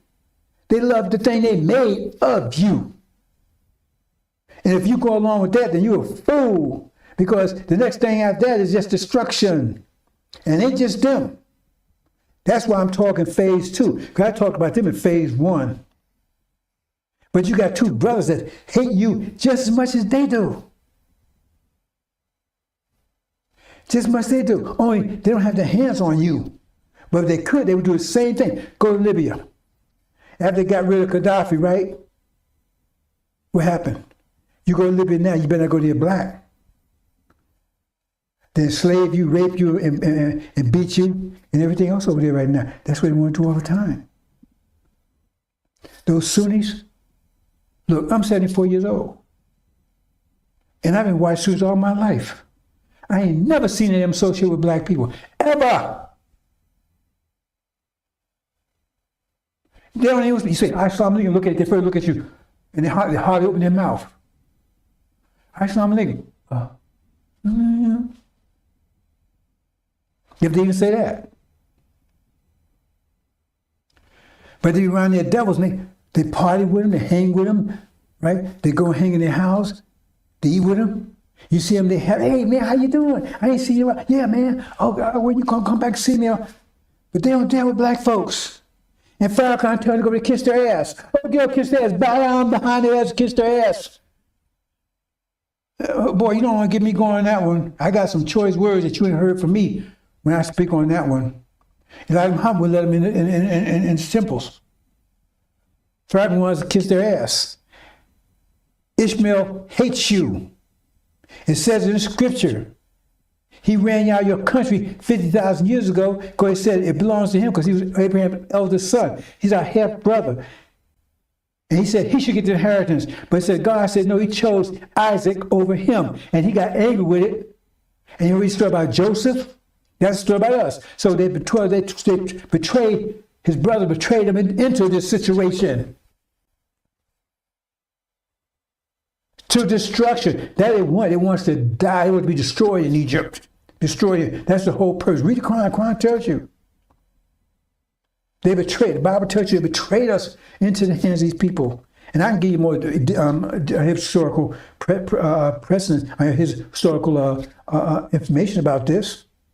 I mean, you saw that in the book Roots. I don't know, in the movie Roots. I don't know about the second one. I forget about the second one. The first one, right? Who do you think you saw those Caucasians that was leading the devils? They weren't Caucasians. They was light skinned. They was Arabs. They was leading them into, because they had control of North Africa. They had control of Northwest Africa. They had control of it. And we came over here. We were Muslims come over here. It was Muslims they brought over here. If you said, I'm a star, the way they call it, the sister was, you know, Mama told you, the first one came over was Muslims. Because they was betrayed by the Arabs who went and took part of our country. They weren't satisfied with just taking Arabia. They went and they took part of Africa too, where we were. They couldn't take the Levites part because they stopped them. They couldn't take that. They couldn't take Ethiopia and Somalia and Chad, or they couldn't take those components. They could take us north, the part we were, what they call the Moors. See, we were the Moors. We controlled Spain and parts of Italy for about 700 years. See? We was the Moors. See? They tried to tell you it was white, they were blacks. See?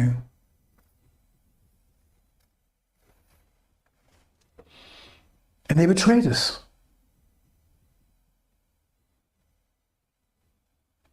Because they hate us. They weren't even friendly with us, even when we was in control in Spain and North Egypt. I mean North Italy. They always hate us. They hate us now. Now they come over here. Remember, they was in Detroit for over 100-some years with Islam.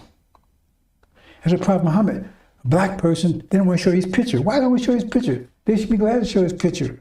Because he's a black man. And he said in Hadith that 80%, 60, 80, 70% of them was hell-bound, what you call Arabs. And it's a double hatred over there. Because a good percentage of them, most likely a majority of them, ain't Arabs anyway. They're demons. How I told you about that, how they held the devil babies back. How did they get that? They weren't like that originally. They were dark people. Problem, how was dark? They were dark people.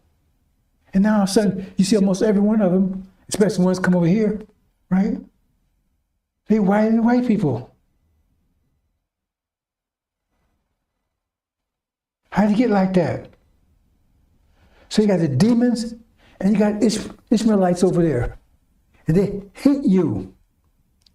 It says in the Injil that they're going to attack you. And it says the dragon, when he was thrown out, heaven, he attacked the woman. He's going to attack you. They're going to attack you, destroy you. They said to consume as soon as you're born. They want to make sure you never, see, because once you're born, when you come out the womb, right? See, you got to put the baby in a crib or something, right? Well, that's Arabia. It's a home. They know that. They know they got to get up out of there. They know we're taking our home back. That's why they got Farrakhan. They'll pay them off. Stop them talking about coming back home. Why is he saying that? Abrahamic covenant is the whole purpose of Master Muhammad coming here to honor Abrahamic covenant, right? To notify it, certify it, and Elijah Muhammad, right? To ratify it for some, to make sure that's a messenger. And then Pharaoh comes and says, we ain't going nowhere. What the hell? What's Master Muhammad come here for? We let Muhammad teach for. That was their basic teaching. Let Muhammad say, be fools, this one stay in the land by imprisonment. Right? Because they paid them or stop them talking that. Because they want to bring them into Sunnism. That's they pay Wallace off too. Who do you think was sponsoring, giving Wallace getting money from? They weren't selling no papers or nothing. They was getting money from the Middle East. I know because I was there. I went to some of his place. When you go in there, in the back, they had somebody in the back, what they call auditing or whatever, right? The Eastern Arabs from Mecca and so forth come over there, and they being back their little, whatever they call masjids, monitor what they're saying. They probably still do it now. Make sure they stay on track. Make sure they teach pure Sunnism. And they was getting money. That's where they're getting their money from. Aside from the money they stole from ripping the nation off. They hate you. Just look around. You how many Arab friends you got? At Farrakhan, all yours are running over there. Come on, we gonna pray with them and everything. How many friends do you have? How much time they spend with you? Just watch them. See if they act the same way with you as they act with devil Christians. See if they act the same way. And they're devil Christians. They're very friendly with them. But they have nothing to do with you. And plus they criticize you, well, maybe your Islam ain't kept to speed. That's Ishmael. See? Yeah, Ishmael and the demons over there, because like most of them are demons, a lot of them are demons over there.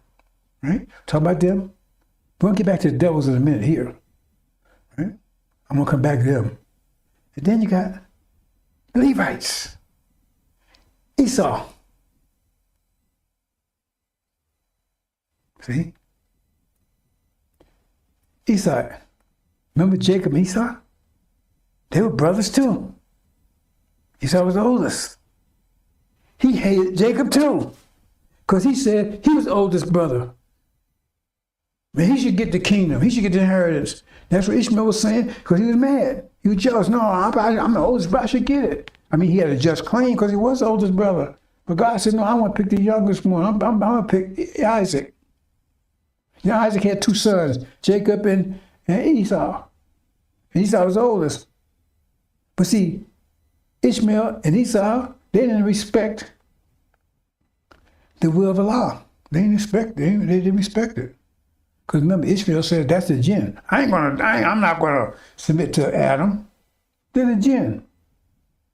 What was Esau? Right? Nah, man, I'm going to be like the Most High. See? I'm going to take it all. It's all mine. I ain't going to submit to Jacob. Africa's mine. They don't want to do that, you see? And so, they hate you too. Because Ishmael betrayed you in slavery, but so did Esau. Because they would go and make war, attack you, and then give you over to the devils. That's what's going on here. That's history. They would attack us on some pretext and then give us over to and take captives and give it over to the devils. They hate you too. See, Ishmael kicked you off your land 1,000 years ago, but Esau, right, you was living on his land. That's the whole story about Belshazzar, if you understand Daniel, he lived on his land. So he didn't like you living on his land. Plus, he didn't like the fact that you was getting some Levites to go along with you. He liked Doc Shabazz. And some Levites, joined on Doc Shabazz. And he liked that. And so we was holding down Northwest Africa. We was locked into there. And they made sure we didn't go any further into the country. Because that's what primarily all this, they didn't bring slavery here from Ethiopia. They didn't bring slavery here from Somalia, from the east coast of Africa, northeast Africa, even South Africa. They didn't bring slavery from there. They brought it from Northwest Africa, where we were, primarily the Muslims. That's where Tribe Shabazz was living. When we was forced out of Arabia, we moved there. We're still under Lucifer's, or Belshazzar's authority. They hate you too. They both want you dead. They don't want you gaining power again. Lucifer said he want to make sure you never gain power again because he said, I'm going to be like the Most High. I'm going to sit on the throne.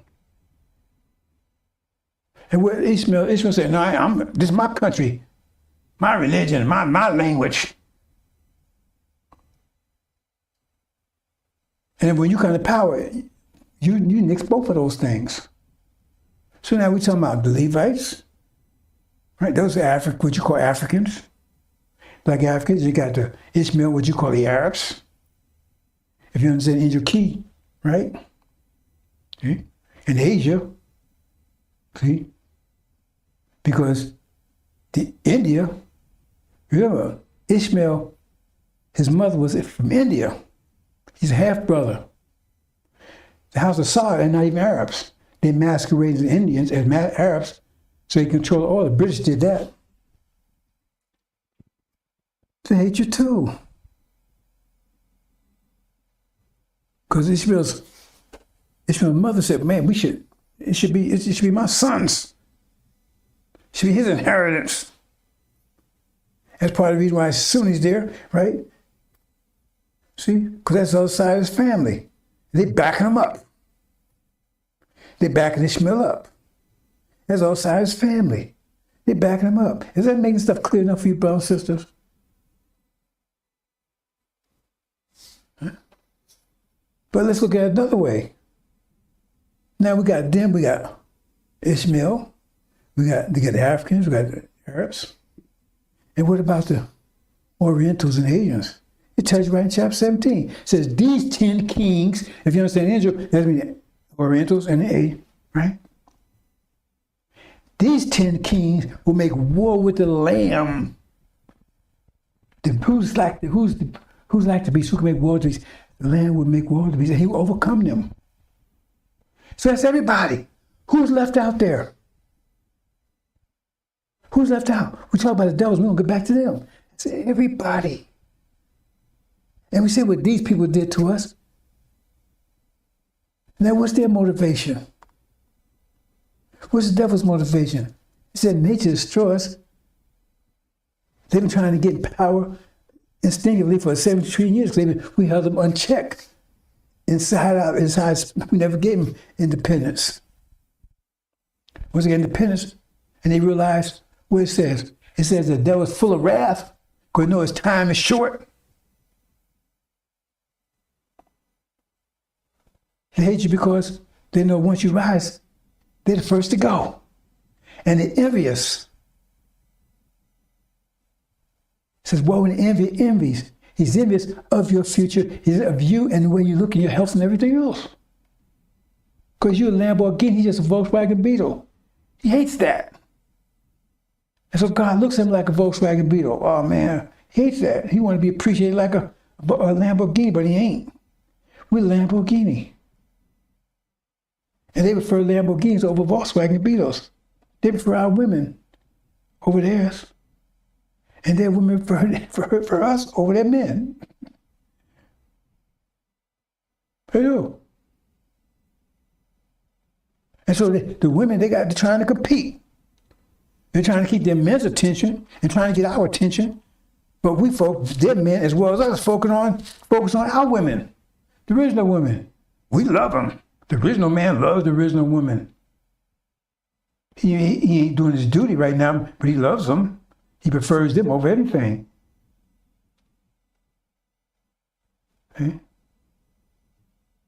Ain't no sister can treat me, ain't no woman can treat me better than a sister again when she wants to. When she wants to, she gotta want to.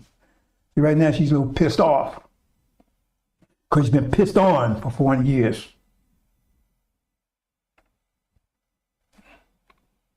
Because you're not going to get from the devil's nothing that you can get from an original woman.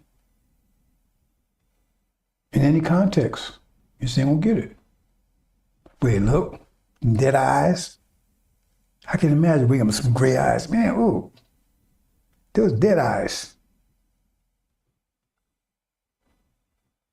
We said roots smell like chicken. I mean, I ain't gonna go into that, but you know what I'm talking about.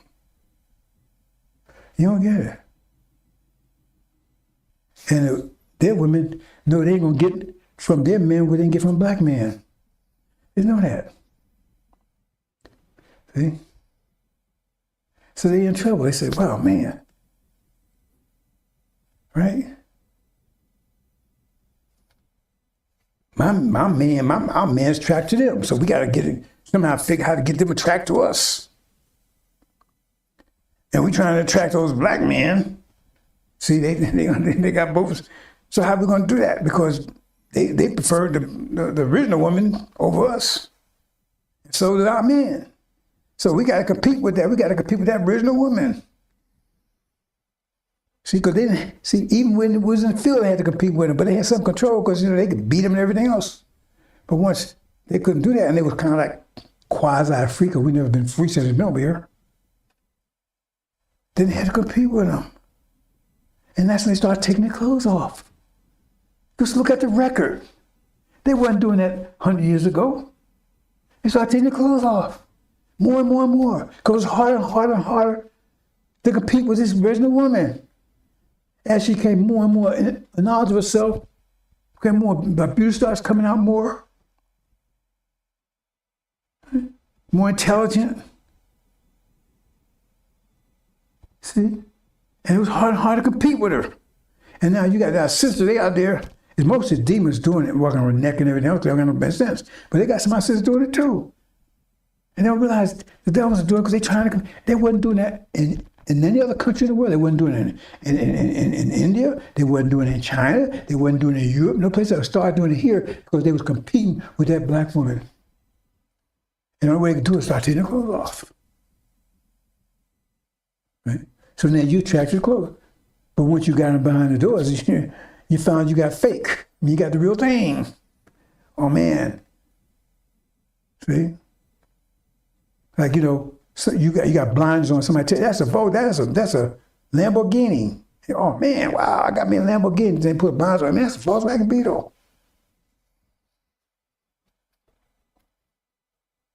Because they ain't gonna get from their men what they get from us. And their men ain't gonna get from their women what they get from my women. My women are the best in the world. The best. The most beautiful, the most loving, the most kind. But they can be the most vicious. That's the other side of it. There's two sides of everything. The person that can be the most kind can be the most vicious.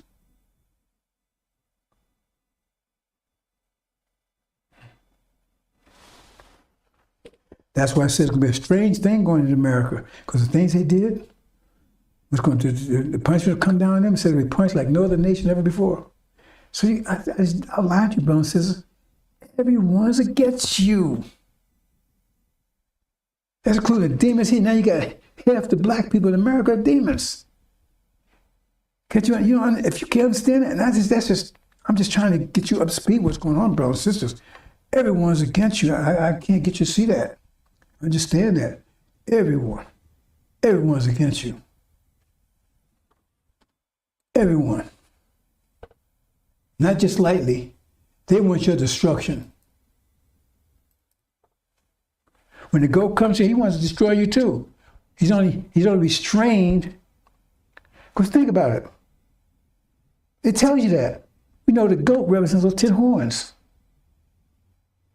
So when they come here, right, it says the sea will be open. That's true. Because it says how they come here. It says they was inspired to come here in chapter 17 because it says God put in their minds to do it and their hearts to do it. So he was under their control. I explained how he controlled them to do it. But in chapter 17, they wanted to destroy us too. They just didn't do it then because they were still dependent. Until they took down all the European nations, right? And then they had their own resources. Then they wasn't dependent upon oil and Middle East anymore. See? Then they came after us. See? They were restraining them. But they wanted to get us too. Because if it wasn't matched with how much training them, that was agreement was made. They would not allow these people to use these beasts to use as nuclear weapons. Because the nuclear weapons would not work. When they go to pull them, the Europeans would not be able to use their nuclear weapons. None of America, none of them would be able to use them. There would not be a nuclear war. But America would be nuked, but it won't be a nuclear war. AFFLICTION would not allow that to happen. So he would see? Because when you look at it, it says there was 2 eyes. This is the code here, 2 eyes. But you don't know what 2 eyes are. Those 2 eyes, if you look at it in Daniel, it was Master Muhammad, right? He the one who had eyes. They don't speak of Daniel, them have his eyes. He don't know now. That's why that's part of Daniel key. Master Muhammad was guiding them, guiding the goat. And gave protection. How do you think they're going to walk up and embark on the West Coast? And no, it was protected. It was the Air Force, so to speak. Not so to speak, in fact. It's protected. Right? Then after they take out the ram, right? Then they get to fighting against themselves. That's no story together. But they want you there too. Nobody wants you to rise up. See? And you got, like I said, the Orient. What's their motivation to hate for you? What's their motivation to hate? Because at that time they could realize, right, they have no part in the kingdom. None of them will make it. When the war starts, one of the things going to happen, they're going to take out all the Uyghurs. They're going to kill all of them. When the war starts, they're going to kill all the Uyghurs, all of them. They're going to destroy, kill them all. They're going to take any chances. And none of them will be allowed in the kingdom. None. There may be some exceptions, but they won't be able to procreate. Because Master Muhammad selected, I mean, wherever he's doing it, he's got Japanese that's piloting his plane, piloting those ships. So that's his call. I don't get into Master Muhammad's business. He don't get into my business. We all here serve the same purpose.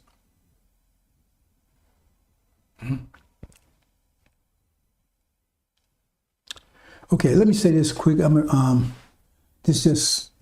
he had, man, he had to wait. Look, he had a lot of years. You say, I had to wait almost 30 years. He said, look, you talking about you waiting to look how much pace he had to have. You wait until the war starts with, like I said, I mean, it's all right. You know, because that war starts, some of you, I wish you hadn't started if you ain't prepared for it. But look how long it took. He had to wait, coming back and forth to get Elijah Muhammad. He said he came back and forth. He could, if he just wanted, just come pick up somebody up, but he had the right person. Could just pick anybody up. He had to pick somebody on the right frequency and then hope and then see if they could start vibrating that frequency. Once they pick up on that frequency, God watch, see what they're going to do. You start teaching them, see what they do. Are they going to start vibrating that frequency, or are they just going to absorb it, or are they going to crack up? Like the glass. Hit that glass, that frequency, right? The glass could do a couple of things, right? You start vibrating that frequency, right? You do that, or you just absorb it. If it's strong enough, you can absorb it. You just sit there. If it's not strong enough, right? And boom, there's a crack. And so he has this teacher Elijah to sit with him for 2.5 years after all this here. How much time he spent in America? What, 20 years? Think about that. And then he saw Elijah Muhammad was vibrating at the right frequencies, and he said, okay, you're right. He could leave him. So they vibrated that frequency, and he did. He vibrated on that frequency Elijah Muhammad, Master Muhammad set him in, tuned him into, and he vibrated on that frequency for 42 years. Same thing, Prophet Muhammad. How long did Gabriel transmit before Prophet Muhammad pick up the frequency? Nobody else picked it up, just him. It's that him. And so, because Prophet Muhammad was nervous at the beginning. His wife was older than him. His wife was rich, she was older than him. He confined her. He thought, he didn't know if he was going, because he had epileptic fits every time he got a transmission, he picked up a transmission. He know what he should do. And his wife kept encouraging him until he got it right. He could start vibrating that frequency. And then he started getting it constantly. Kept picking it up on a regular basis. Right? He just couldn't wait until someone picked up on his frequency and made it manifest as Elijah did. Same problem Muhammad. How long did Gabriel transmit before Muhammad tuned into his frequency? It's the same with the Levite prophets. Suleiman would transmit the angel frequency for nearly 30 years before Levite prophets, right, who would pick up this frequency. But in every case, once the person was receptive to since the person's word, bad grammar, receptive to their perceptive frequencies, how did they react? Bad grammar. Yeah. would they begin to vibrate at that frequency, just merely absorb the frequency, or by shat, or be again bad brother sister out. Whoa! I keep looking. I went over this 3 times, 4 times, and also I see it all. I didn't see it before, so I have no excuse. I'm glad I read it, right? Because just then leave it so you to read it, so you know where the bugs are, right? I can't excuse myself saying somebody went there and tamper with it. I do believe that happens, but I just can't. Until I prove it, I can't say it because I know I went over this. All of a sudden, so whatever. So that's on me. I'm gonna leave it there. Just merely absorb the frequency, or be shattered by the frequency, or as in the case of Judas. See, Judas, right? He was around Jesus, like I said in the Bible, right? But that frequency of Jesus caused him to shatter Joseph, Judas. He committed suicide. It was too much for him. So he betrayed. See. Well, that's no story. I'm not going too deep into that. I wondered about the two to three, let's say 2 or 3 prophets. There's 3 books, right? I wondered because there was a conflict in there. Like I said, you have divergence in the scriptures. Like you have you come to a crossroad and it says this, and then it tells you there's a prophecy that's conditional on an event, and a lot of times they'll tell you. At that crossroad, well, if this person does this, this is going to happen. That's going to happen. And I wasn't particularly happy about that kind of stuff in the Injil, in the Bible, right? I like to just say how it's going to be. But in some things, but that's in there. That's part of the code, right? So you get lost and say, oh, well, they did this, right? You get lost in them and go down the wrong road because you assume they did this and they didn't. Like Farrakhan trying to make like he going on the wrong road. He went on the road that Aaron did all the good things. No, Aaron did all the good things. And it's another story. I wonder about 2 prophets that are prophesied to be with Daniel. Suleiman, because in Daniel, he got 3 of them with him too. Meshach, and Abednego. They're all Levites, but they don't do anything. See, in Daniel, they don't do anything.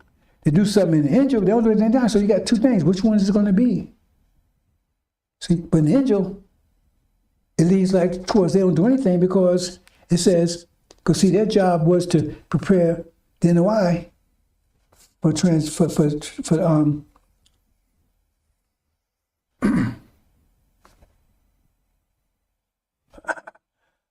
I'm losing words, bro. Sisters, for tribulation.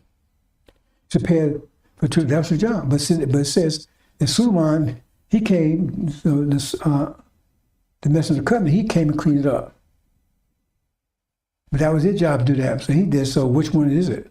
Because if they do it, he don't have to do it. But if they don't do it, he has to do it. It's going to be done. The point you're trying to make is going to be done, whether they do it or not. That's the point you're trying to make. See? So if they do what they're supposed to do, then they'll do it. If not, it's going to be done. That's the point you're trying to make. It's going to be done.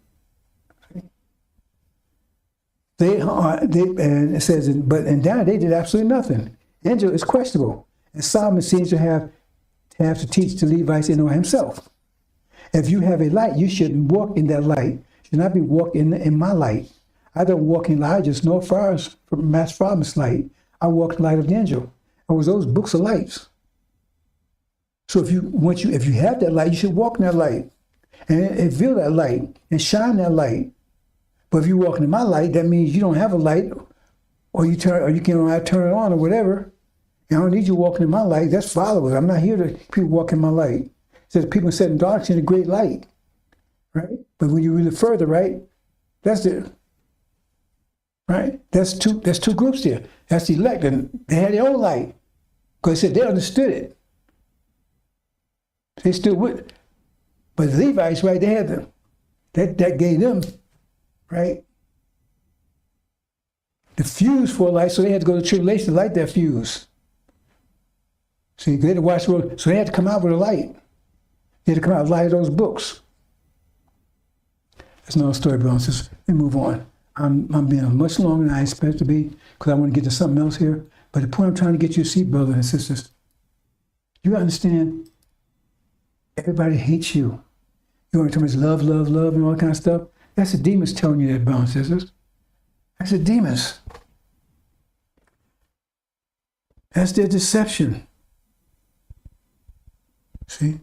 Because if people that hate you, to get you to love them, then it's easier for them to do what they need to do to you. They disarm you. Because you don't see them coming. And it says you would see them come. It says, will come as your snare. Because I just told you, if you read the Injil, the whole world is preparing to destroy you. They're preparing to destroy you. Because your resurrection comes through, that means what? That means your land gets back. That what happened to Ishmael. Right? You control all of Africa. What happens to the Levites? What happened to Esau? All that's under your control. Huh? What happens to Europe and America? Burned up. Revenge for what they did to us. What happened to China and India? See? They have no part in our kingdom. That's China. Orient. See what I'm saying? So, why would they want you to come to power?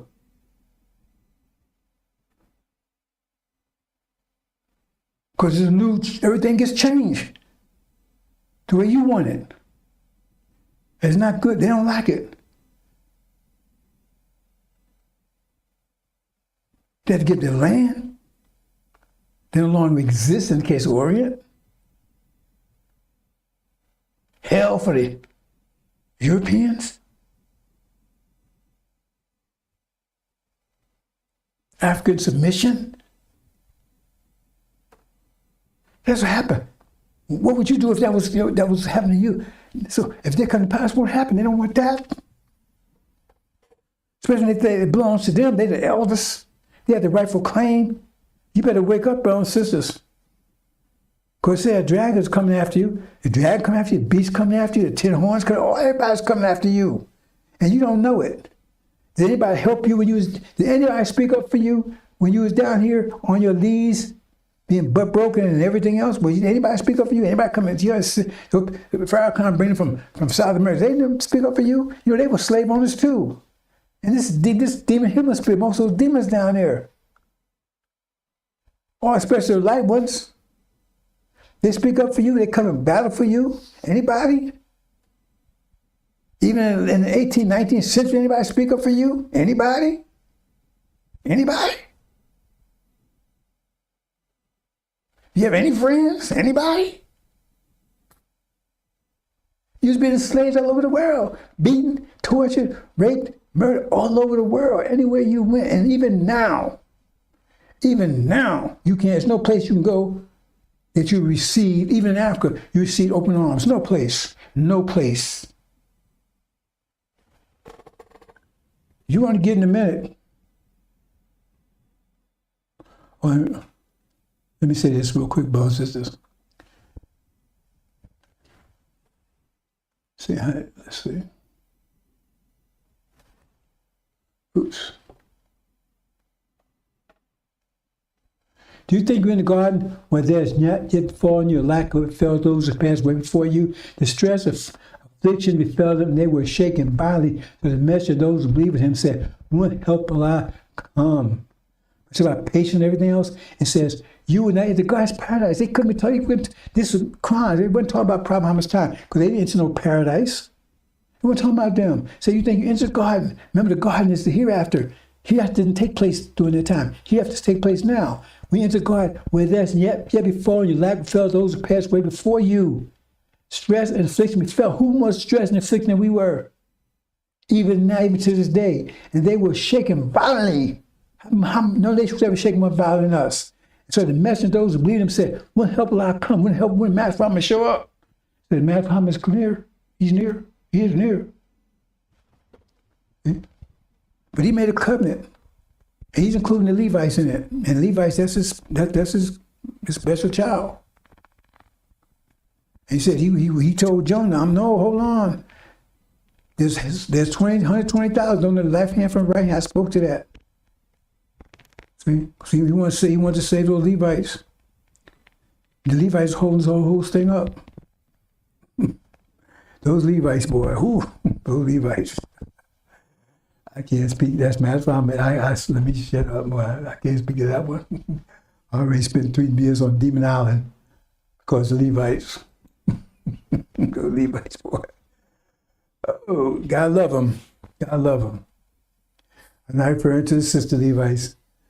For Father's certain days is just as precious to me as the Shabbat's Levite sisters.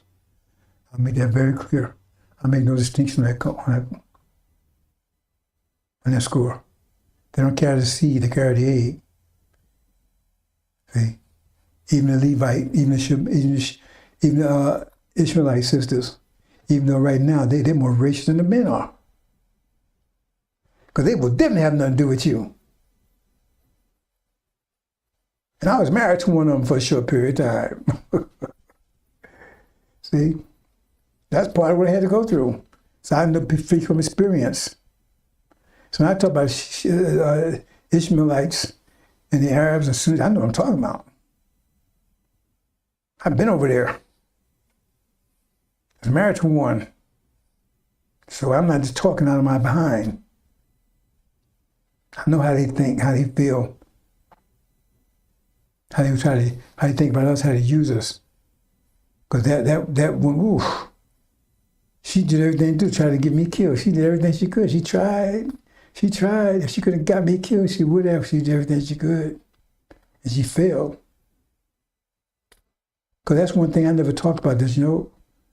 But one thing I learned in my life, because I always said I would do the right thing no matter what. I keep my word no matter what. I do not break my word under any circumstances. Nobody, everybody tells you that. Everybody knows me. They might not like me, but they know if I say something, I'm going to do it, no matter what the cost is. Like I took up the angel, no matter what the cost. Right? And so when you do the right thing, plus I knew about pressure, that's that thing before I got the angel. I knew the mathematics right before I got the angel. So I knew how to manipulate and control it. And so no one can ever really hurt me. People tried. They come in every kind of way. And I noticed ever since I was a shorty, right? Everybody, every damn thing to me, always backfired on them. I can go back and look at all the bad people that did something to me purposely. And I can look at how they ended up. They did it really bad. Everybody tries to always backfires on them because they don't understand pressure. I don't have to do anything. I just step back and watch them destroy themselves. I just throw it out there. Now I'm going to talk about this. I'm going to close out, brothers and sisters. I want to show you a little bit about the angel, right? So you can read at your leisure. This is the Moses, when Moses returned, right? So read that. This is chapter 1, verse 1, from the time Moses in Exodus, Moses returned to clean up children of Israel, so to speak. I forget what chapter it is, but I think what chapter it is, but verse 1 over to verse 35. Read your leisure, because a lot to read. I'm not going to do it, brothers. I'm going to go straight to the angel here. See, I'm going to speak some of it. Now here, it says, when Moses saw the people out of control, see, God, for to well, they don't see that. They said, what the Quran says, those believe part of the book, this believe the other. That's a pick and choose. What about the person that, Aaron, he says Aaron, but what about remember Aaron did all this dirt while Moses was gone. You don't talk about that. Oh, Farrakhan's Aaron, what about the bad things Aaron did? Because he didn't do it in Moses' presence, in his absence. So we get down to verse 25 where it says, God already told Moses, he said, what's up with Moses? See right here? That's the angel key. See, Elijah, he's up with Master Muhammad. He's up on the wheel. See? And Farrakhan's sitting in the seat. We don't just throw these together. There's a certain pattern that you have to follow on this, right? And so if you're really interested, there's brothers and sisters that study angel that you can talk to, and they'll show you how to do it. But Farrakhan's sitting in his seat, and he's up with, right? And so God told him, said, man, Moses, you better go down and check out. Those people went crazy down there. There was the golden calf, Aaron got them all messed up and everything else, right? So then Moses, he comes down, right? Now see, we understand the key. What I'm saying is because the Elijah, I should put it there, right? And the tail on the left of him and the tail on the bottom, they represent the four winds. And so the four winds blow, that's when the resurrection comes. That's in Ezekiel. that when the resurrection would take place when the four winds blows. They haven't blown yet. And Elijah is the fourth wind. Keep on. So that means when he returns, that means he's going to return the fourth wind blows. See? But see, you got two situations with the demons. NOI, because Farrakhan control, while he's controlling the NOI, right? While he's controlling the NOI, Suleiman has to come when the war starts to clean it up. Because the prophets didn't do it. He has to do it, right? And then you have the part where the demons and the original people all come together.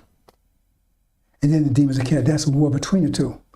So we don't get there. But at this point, Moses saw that people were out of control, for Aaron had let them get out of control. Elijah saw that people was out of control because Farrakhan had let the people get out of control to the point they were being an object of ridicule for the enemies. In other words, people ridicule the Nation of Islam. They don't respect it. It's a joke. Farrakhan's the biggest joke at all. It's a joke. Devils in no eye, worship of Sunnism, golden calf, such, so and so and so and so. So we're at that point, verse 25. So here's now Elijah's getting ready to the fourth wind's about to blow. Then the fourth wind's blown, right? See, remember those till they also winds, right? They blew. So now Elijah's sitting back in the seat again. Farrakhan's, right? He's out of his seat, right? See? And what happens?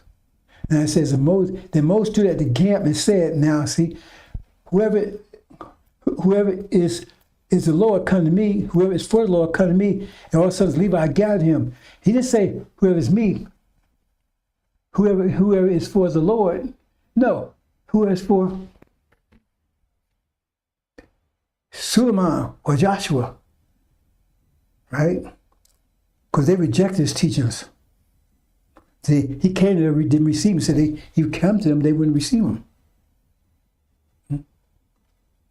So now he said, now Moses come back and says, you should have been with him, right? So if you with him, that was, or you said, whoever is for the Lord, now you for those teachers, that's because Joshua's the one Moses going to turn. See, the reason why I said that, because Joshua's the one that Moses will turn them over to. So they got to be with Joshua, otherwise, why would he want them? Because then he got to fight with Joshua.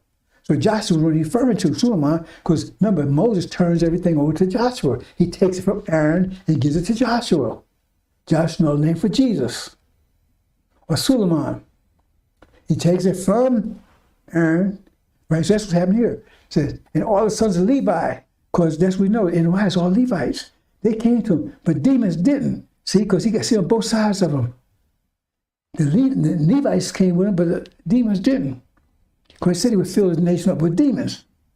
And so that's what Elijah did. I mean, that's what Aaron did. He filled up with demons. Bring devils in, demons. He got that demon from Mexico down here. See? I'm showing you how the angel key works. So he says, so the Levites stuck with him. And then what happens? So you can read the other one. I'm just showing you highlights, verses here. But you read at your leisure.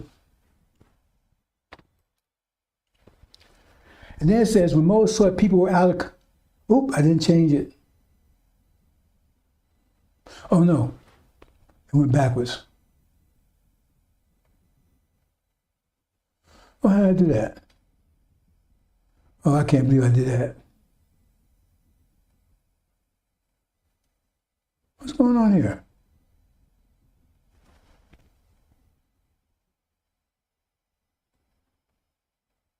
Brother said, I got to find what's going on here, because there you go. I don't know what's happening here, brother says. That's the next should be there. I'm not sure what happened there. So just right there. Right there. I can't say anything, bro. This guy shouldn't have been like that. Oops. I never changed this.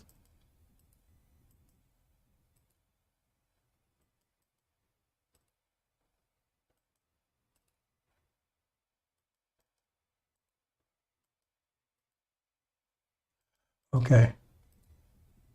This is not important. I'm doing it. Just because I need a backup on since make sure this is right.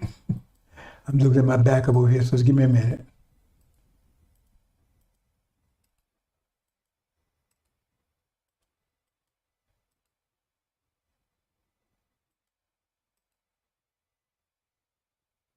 Okay, that's what it says. And it said that this is what the Lord God of Israel says. Every man of you put a sword on his thigh and go forth from the gate and to gate in the camp and kill every man his brother, every man his friend, every man his neighbor. So that sons of Levi did. Remember, sons of Levi, they killed the other ones. Right? And it said it'd be 3,000. That's the three good. Each one represents 1,000. That's what she said at the bottom there. They killed them. Threw them out. That's the war, because after we all come together. Remember, first, Suleiman comes to clean up the Nation of Islam. He throws them out of there. But then the resurrection takes place because of the war. Everybody comes together because we're all under attack. See, because the devil's here, they're going to attack all black people, not just us. They hate us all, but they hate all black people all together. They're going to attack demons too. And it's going to be a total famine. Anyway, we all come together. We all come together, right? That's when Moses comes, and then he calls separation, and then there's a war between the demons and the original people, and the saints. Well, the demons and the saints, rather. And the demons are cast out, put to death, thrown out. And then they go, that's the locust war. They go into fighting famine, they fight with the devils. Devil-demon war. I just want to show you how it works with the angel keyboards. I made a little boof down, boo, I don't know what that was. Anyway, hope you got the point there. See? So. And I'm going to pretty much leave it there, bounces. I talked much longer than I expected to. Okay, all this is just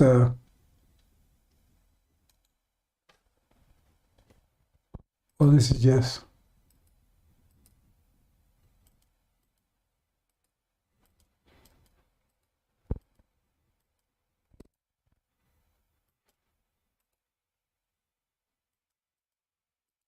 I'm going to say one more thing and I'm going to let it go, brothers and sisters.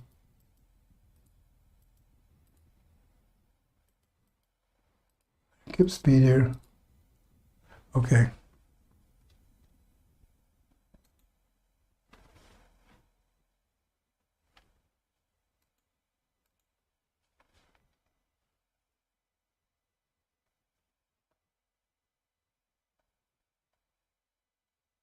There you go.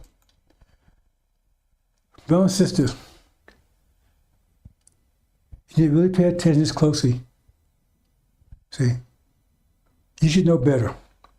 All you got to read scripture, you know that's not Jesus, not God, not Son of Man. Because you get a very distinct description in there. It says, his skin was like bronze. His skin like bronze? His hair like lamb's wool, skin like lamb, plus was short. Like that. That's Satan masquerading as, because Satan is the God that they worship. Look at their works. It said, know a tree by the fruit it bears, know them by their works. What's the works of these people that call themselves Christians and they cross? Then they come and steal this land under the bound of the cross. They come and commit genocide against the people under the bound of the cross. Then they come over here and genocide and rape and murder the people and got them in cages now called reservations. Then it brings over here and torment us and torture us and terrorize us for over 40 years. Over 40 years. 40 years, bro. Not 50 years, not 20. 400 years. Generations. Continue the process. So whose works are those?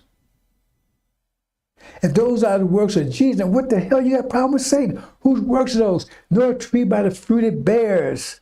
And now look at America's all messed up, transgender and everything else. That's the fruit it's bearing. Because that's the tree was corrupt from the very beginning. So they always had America. That's what you see in the fruits. If there was a righteous tree, you'll see all kinds of beautiful, sweet fruit popping out. But you see bitter, evil fruit all over the place. Because that's an evil tree from the very beginning. And that is Satan there. The God of this world. Jesus told you who the God of this world is. That's the God they worship in.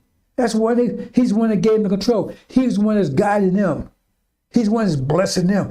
You say Jesus, that's the way Jesus rolls? If Jesus rolls that way, then what the hell you got problem with Satan?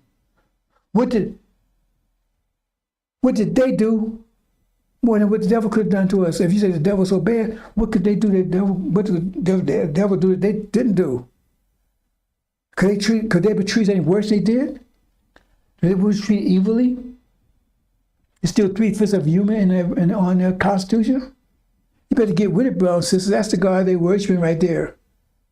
Satan looking at masquerades as an angel of light. Look at the works.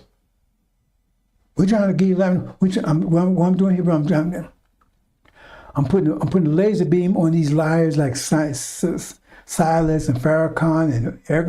Put a laser on their ass to burn their ass up so they get out the way, so the light can penetrate. Because we're trying to say as many as you can that has the power to deal with the pressures of the hereafter. Because we can't take this to anybody, brothers and sisters. We know it had ability, but will you apply that ability? We know it had the ability to go to paradise, but will you apply it? Like those prophets, they had the ability to take those books, but they had the ability to do it. But we can't make them do it. They have to do it on their own. Because if they make somebody do it, then they're going to be out of touch. They're going to be out of tune. I try to give an analogy and I'm going to let it go, bro. It says, say you got a course you got to go through. You got a mission. But you got to go through this obstacle course, so to speak, right? So you got to have 5 points of contact. So you got to go to A, B, C, D, E, F to get to F. But you got to go to A. A would tell you how to get to B. And B would tell you how to get to C. And C tell you how to get D. D tell you how to get to E, right? So you got to be A. But A says, I'm going to be here at Monday at 8 o'clock. I'll be here for 5 minutes. And you got to be here because I ain't going to never be here no more. 8 o'clock, 5 minutes. You got to be here during 5 minutes at 8:05. You got to be between 8 and 8:05 because at 8:05 he's gone. And you get to 8:06, he's gone. Now you don't know how to get to B. That's the end of your mission. Because he was the only one to tell you how to get to B. That's the same thing with the scriptures. Right? You have to be first, because when I recognized that when I first saw it, I know I had to make a decision fast. I blind myself. So I made a decision fast. And things start happening exactly, and that gave me inspiration and gave me confidence, because when I had bad things happen to me like 3 years on Demon Island, and I didn't know about Demon Island before I got there. I hadn't relayed that part of Jonah. Once I got there and I read Jonah, I said, oh, I'm right on time. And there's a couple of things. It made me know I was going to defeat them. Gave me confidence. I didn't have any fear anyway, but gave me extreme confidence because I know, right? I'm right on time. I know how it's going to turn out. Because right on time. The situation with Obama. I knew Obama was going to be president right on time. 2020. See? So I know I'm right on time. I'm doing exactly what I'm supposed to do because those things tell me I'm right on time. I'm checking. I'm at the right place, right time. I'm trying to get to the next place. But if you hesitate, you miss, you're late, it's over for you. That person ain't never coming back. So it's over. You lost. You can't go any further. Then you have to depend on somebody else's light. You have to follow them around. And nobody can tell you. Okay? You have to know it on your own. That's why you can't come. If that's why I'm going to come and say, well, I'm going to just find me a messenger. No. You have to wait somebody to step up. So you have to see that person's going to be there on time or 8 o'clock Friday, Monday morning. So they're going to be there. They ain't there. It's on them. They ain't there. And that, you can't tell them. You have to, you just go pick somebody. Or I'll pick you, I want you to be a messenger. Don't work that way. Okay? Hope you understand, brothers and sisters. I'm going to leave it there. Well, let me leave it, brothers and sisters.